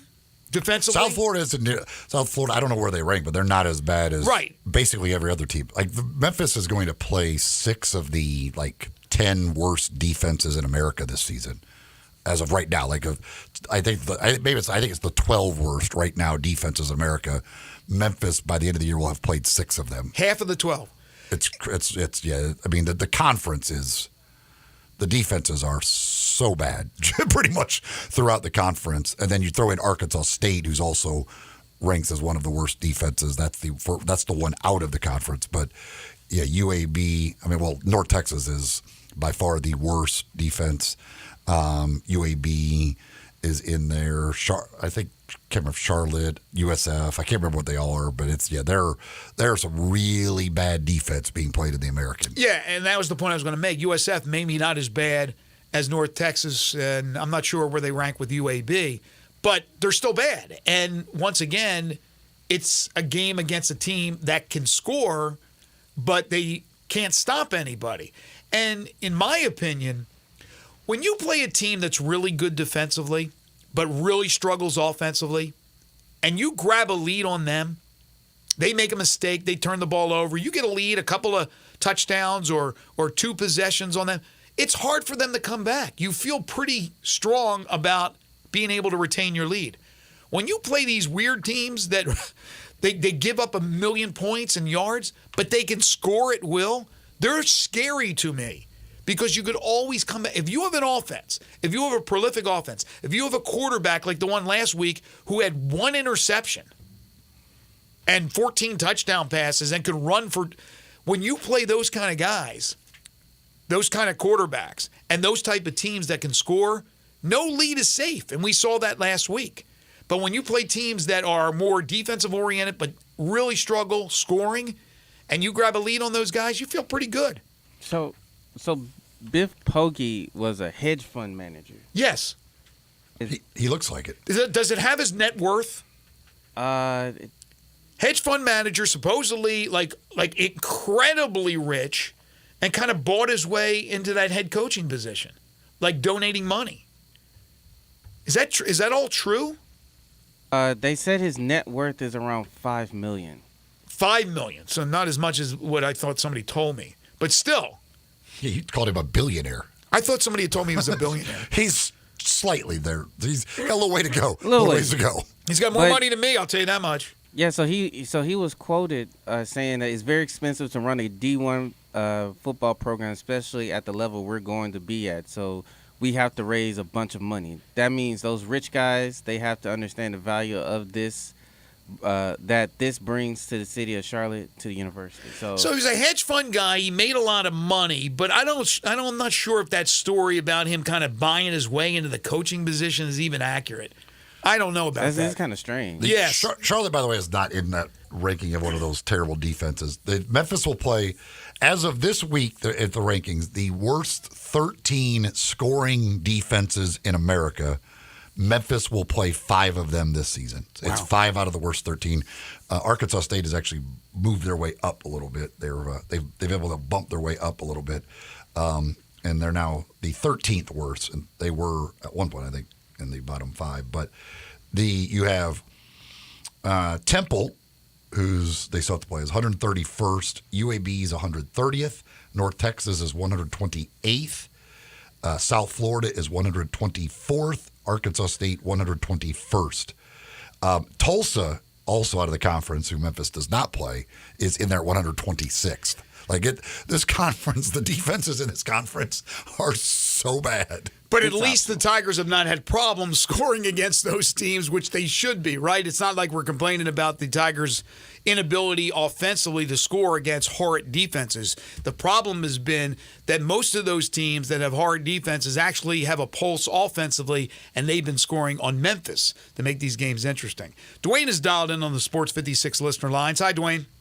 Hey, what's up, Greg? What's up, B-Line? How are you? I called earlier and I kept saying this whole season revolves around 3 to 4 games, to be honest with you. I'm not that excited about this program. I'm just going to be real with you. Man, we can go back to Fuente and two of the last three coaches they had. They brought respect to this program by beating good football teams. I'm just going to say it. I know you guys don't want to hear it. I keep saying it. We are not beating good football teams. That's the problem with this program. If you beat a Missouri or one of the good teams in this league, that brings credibility. Mm-hmm. This team doesn't. And think about every team we done beat this far. No one has a winning record right now. Mm-hmm. No one. And when we play South Florida, what they 4-4? They're the closest thing to a winning record we can see, and they hard. Well, let me ask you this, Dwayne. If they beat, if the Tigers, and this is a big if they run the table, they beat SMU, they finish the year 10-2, they probably make it to the conference championship. They will have beaten SMU, but have lost to Tulane and Missouri, 2 top 25 teams. How can you not think that's a really good season? Because you have to evolve sometime or another. And this coach, I don't know his whole stats, because I haven't studied it, but I'm quite sure he don't have a winning record against winning teams. Teams, when we play them that day that has a winning record, I guarantee you he don't have a winning record. That may be true. We'd have to look that up, but that may be true. And this is my problem. I want this team to be on the level with the Houston before they left, Cincinnati before they left. They were playing and beating good football teams. To get respect and earn that respect, you have to beat somebody. I don't want to be in the game. We lose by 6. That's fine. We had a lead. We lost by 10. Oh, we were in there. No. But Memphis was holding their own with those teams. They weren't winning all the time against those teams, but it's not like UCF and Cincinnati were steamrolling. UCLA came here, we beat them. We went to UCLA, we lost on a bad call by 4 points. Mm-hmm. We played Miami in the Liberty Bowl. Teams have played here. Teams want to play Memphis, but you know what Memphis would rather do? Stay in the conference, hope and pray when they expand the playoffs that you can sneak in. That's not good enough. No, they would rather be in a power conference, let me tell you. Yeah, but see, this is the problem. If they get in the power conference, what are they going to be? Yeah, but here's the thing. I think it's the chicken and the egg thing, man. And I know Houston and Cincinnati and UCF are all struggling in their first year in the Big 12. That's to be expected in the first year. SMU will do the same when they go to the ACC. Yeah. But I think Memphis, because of the recruiting ground that we have here, that a lot of those kids that go somewhere else would decide to stay and play for Memphis if they were playing in the Big 12 or playing in the ACC. I think that they could turn around that program and be competitive pretty quickly. Greg, from last year to this year, we lost how many players from that football team that transferred out? I mean, good players. Yeah, a lot. This is a stepping stone school. Right now, right now, it is for coaches and for players. It is for coaches. It's been for coaches a long time. Sure. But what I'm saying is, let's try to schedule some good teams. I mean, I'm sorry, man. College of Charleston, I'm looking at the replay of Charlotte as we speak. Charlotte's in the conference, though. You can't do anything in the conference, Dwayne. I mean, you got to play those teams. Now I'm gonna say this: bring Army to this conference. The commissioner needs to be fired. Yeah, that was stupid. that was stupid. This guy is saying that was aren't stupid. going. I mean, I'm just everywhere today, but this guy said we're not looking to expand. That is dumb. Everybody agrees on that. Yeah, we're on agreement with that. But Dwayne, remember Memphis played. Let me finish. Memphis plays at Florida State next year. Remember, they play at Florida State next year. They got Arkansas on the schedule. There are some teams that are playing. We play Florida State, don't it? Well, I understand, but they're playing. They're playing them. You know, they put a series together against Arkansas, right? Isn't that coming up as well? So, yeah. Do Missouri come here next year? No, Missouri's done. This was supposed to be Missouri. Yes, this was supposed to be the game here. This was supposed to be the game here, and they took the money instead of making them come here or not playing. I'm going to say this, then I'm going to leave. The basketball program is going to be fine because Holloway knows how to schedule out of conference. Thank God. But Memphis football, I'm going to say it, and I will say it until they get it right. You have to hire the best guy for the job. And I'm sorry, he came, he took the job, they were strapped for cash. He did a decent job against the low-rated teams. But to take that next step, you got to start doing stuff. Dwayne, thank you, man. Appreciate your opinion. And again, you know, with Penny, let's be honest here. It's 5 seasons, they've won 1 NCAA tournament game. Mm-hmm. Right? I mean, it's not like they're winning championships and the football is 2 wins. It's a lot easier to schedule in basketball non-conference. First of all, Sure. you got more. And I give Penny a lot of respect for that. Yes. More games that in football, you got 4 games. And there aren't teams that want to come to Memphis to play Memphis in football because teams are trying to go undefeated. It's all they're trying to do. They're trying, and they want home games and they want to go undefeated. So it's not easy to schedule at Memphis as far as football is concerned in the non-conference. This side of the program is brought to you by Acura Memphis, Ridgeway 385, online, AcuraMemphis.com. Go by, see them, check out those beautiful automobiles, new vehicles, pre-owned vehicles, certified pre-owned Acuras. You'll find them all at Acura of Memphis. Got a further update on Biff Poggi from a texter who knows very well. All right, we'll get to that when we come back. I'm going to try to squeeze in another call if we can to wrap it up. This is Sports 56 Mornings with Greg and Eli on Real Sports Talk, Sports 56 and 98.5 FM. Add a little fun to your lunch break. Join Johnny Radio for Sports 56 Happy Hour from 11 to 1 every weekday on Sports 56 and 98.5 FM. Memphis football is home Saturday, November 4th at 2 o'clock for homecoming against South Florida. Enjoy the pregame concert, mechanical bull riding, and Tiger tailgate on Tiger Lane before the game.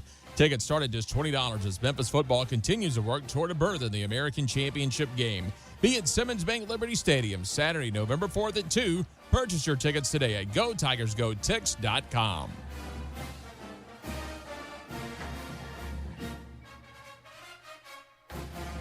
Hey, Mid-South, you looking for a new ride that'll save you some big bucks? We got it at Gossett Kia on the Pike. A new ride that boosts 41 mpg highway and 2023 Kia Forte LXS. $229 a month, $29.99 due at signing. How about 2023 Nero EV Wind SUV? 253 miles of EPA estimated range, $269 a month, $49.99 due at signing. And 2023 Kia EV6 Wind. Get up to 134 city, 101 highway MPGE, $399 a month, $49.99 due at signing. Plus a free charger with your EV purchase. All 36-month leases and Kia's 10-year, 100,000-mile powertrain limited warranty. Ask for Bobby J. He's ready to put you in a new Kia today. Gossett Kia, 1900 Covington Pike, or online, KiaCovingtonPike.com. If you want it, we got it at Gossett Motor Cars. All 36-month lease, $650 acquisition fee, Forte PE $678, $6055, MSRP $21,610, Nero P5017859, MSRP $41,090, EV6 P5017859, MSRP $49,687. Includes all rebates and incentives. Must finance through Hyundai. Excludes tax, title, and license. See dealer for complete details. Offer valid through 10/31/23 with approved credit. Dealer stock only.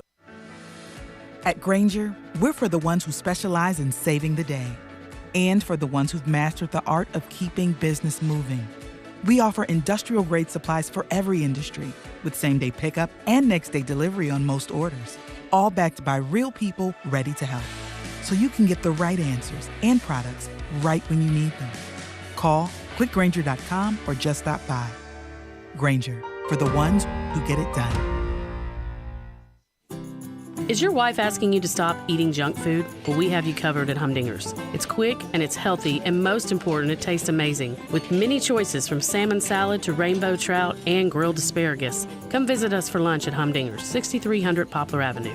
So good, Coach Penny eats with us weekly. Don't forget, Humdinger's offers full-service catering for weddings, social events, or your corporate lunches. You can call 901-260-8292 to find out more.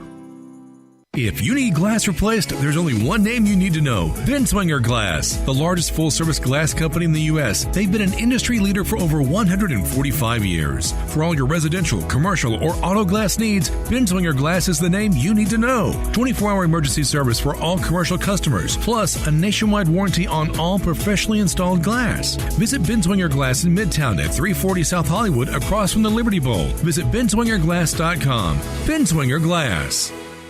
Now, back to Sports 56 Mornings on Sports 56 and 98.5 FM. This hour is brought to you by Acura of Memphis. Here once again are Greg Gaston and Eli Savoy. There's a creep behind the door. There's a rock in the chair. But there's no one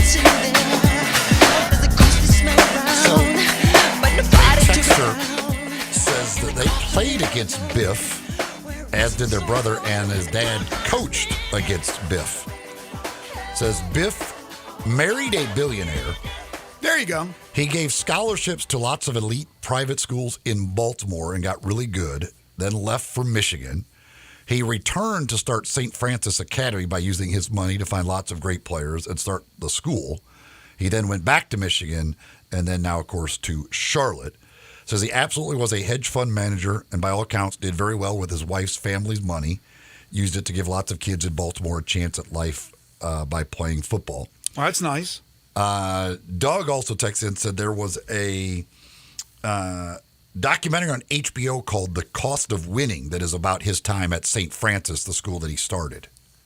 So he was coaching there, but was he a college coach? He was at Michigan. He came to Charlotte from Michigan. So he was at Michigan. So the buying his position as head coach at Charlotte is BS.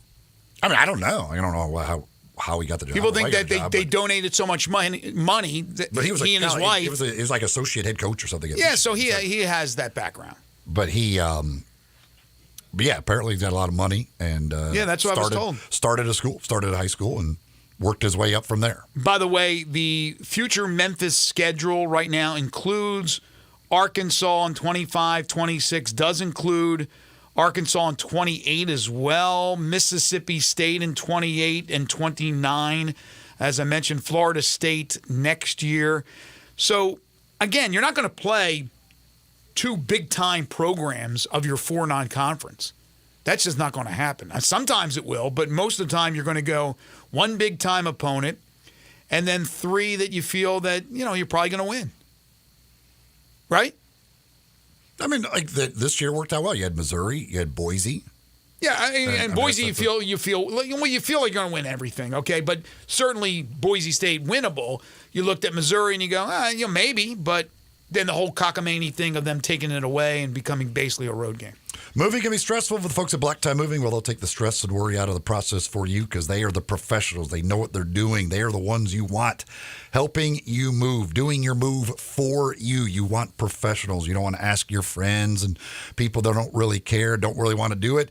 Get the professionals that do this every single day. They're going to make sure your stuff gets where it's going without any problems. And they're very easy to work with. First of all, you just give them a call. They talk with you, come up with that plan, fitting both your needs and fitting your budget. You get a no-obligation quote up front. Throughout the move, you got a moving concierge available to answer any questions that come up.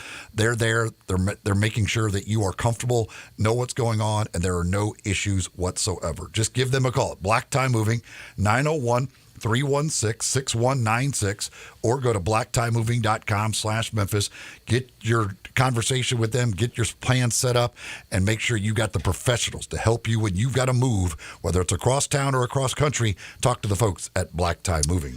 We are out of time for today. I want to thank Connor O'Gara, Jeff Crane, and Rich Duncan for joining us on the program. Tomorrow we're back starting bright and early at 7 a.m. Jerry Palm, DeMichael Cole among our guests, and 5 favorite things, your 5 favorite Michael Jackson songs of all time. So get your list together. Get them in for us for tomorrow's show. Waldo and Friends on Sports 56 is coming up next, so stay tuned for that. For Eli Savoy and Zach Boyd, I'm Greg Gaston. Be very careful tonight again out there trick-or-treating. It's going to be cold. Bundle up the kids. Be careful with your cars driving around areas as the kids go out there and trick-or-treat. Have a great time, everybody. And we'll be back bright and early, as I mentioned, tomorrow morning at 7 a.m. to talk about everything that's going on in the world of sports, including World Series Game number 4, as tonight Arizona and the Texas Rangers with the Diamondbacks trying to even up things at 2. Have a great day, everybody.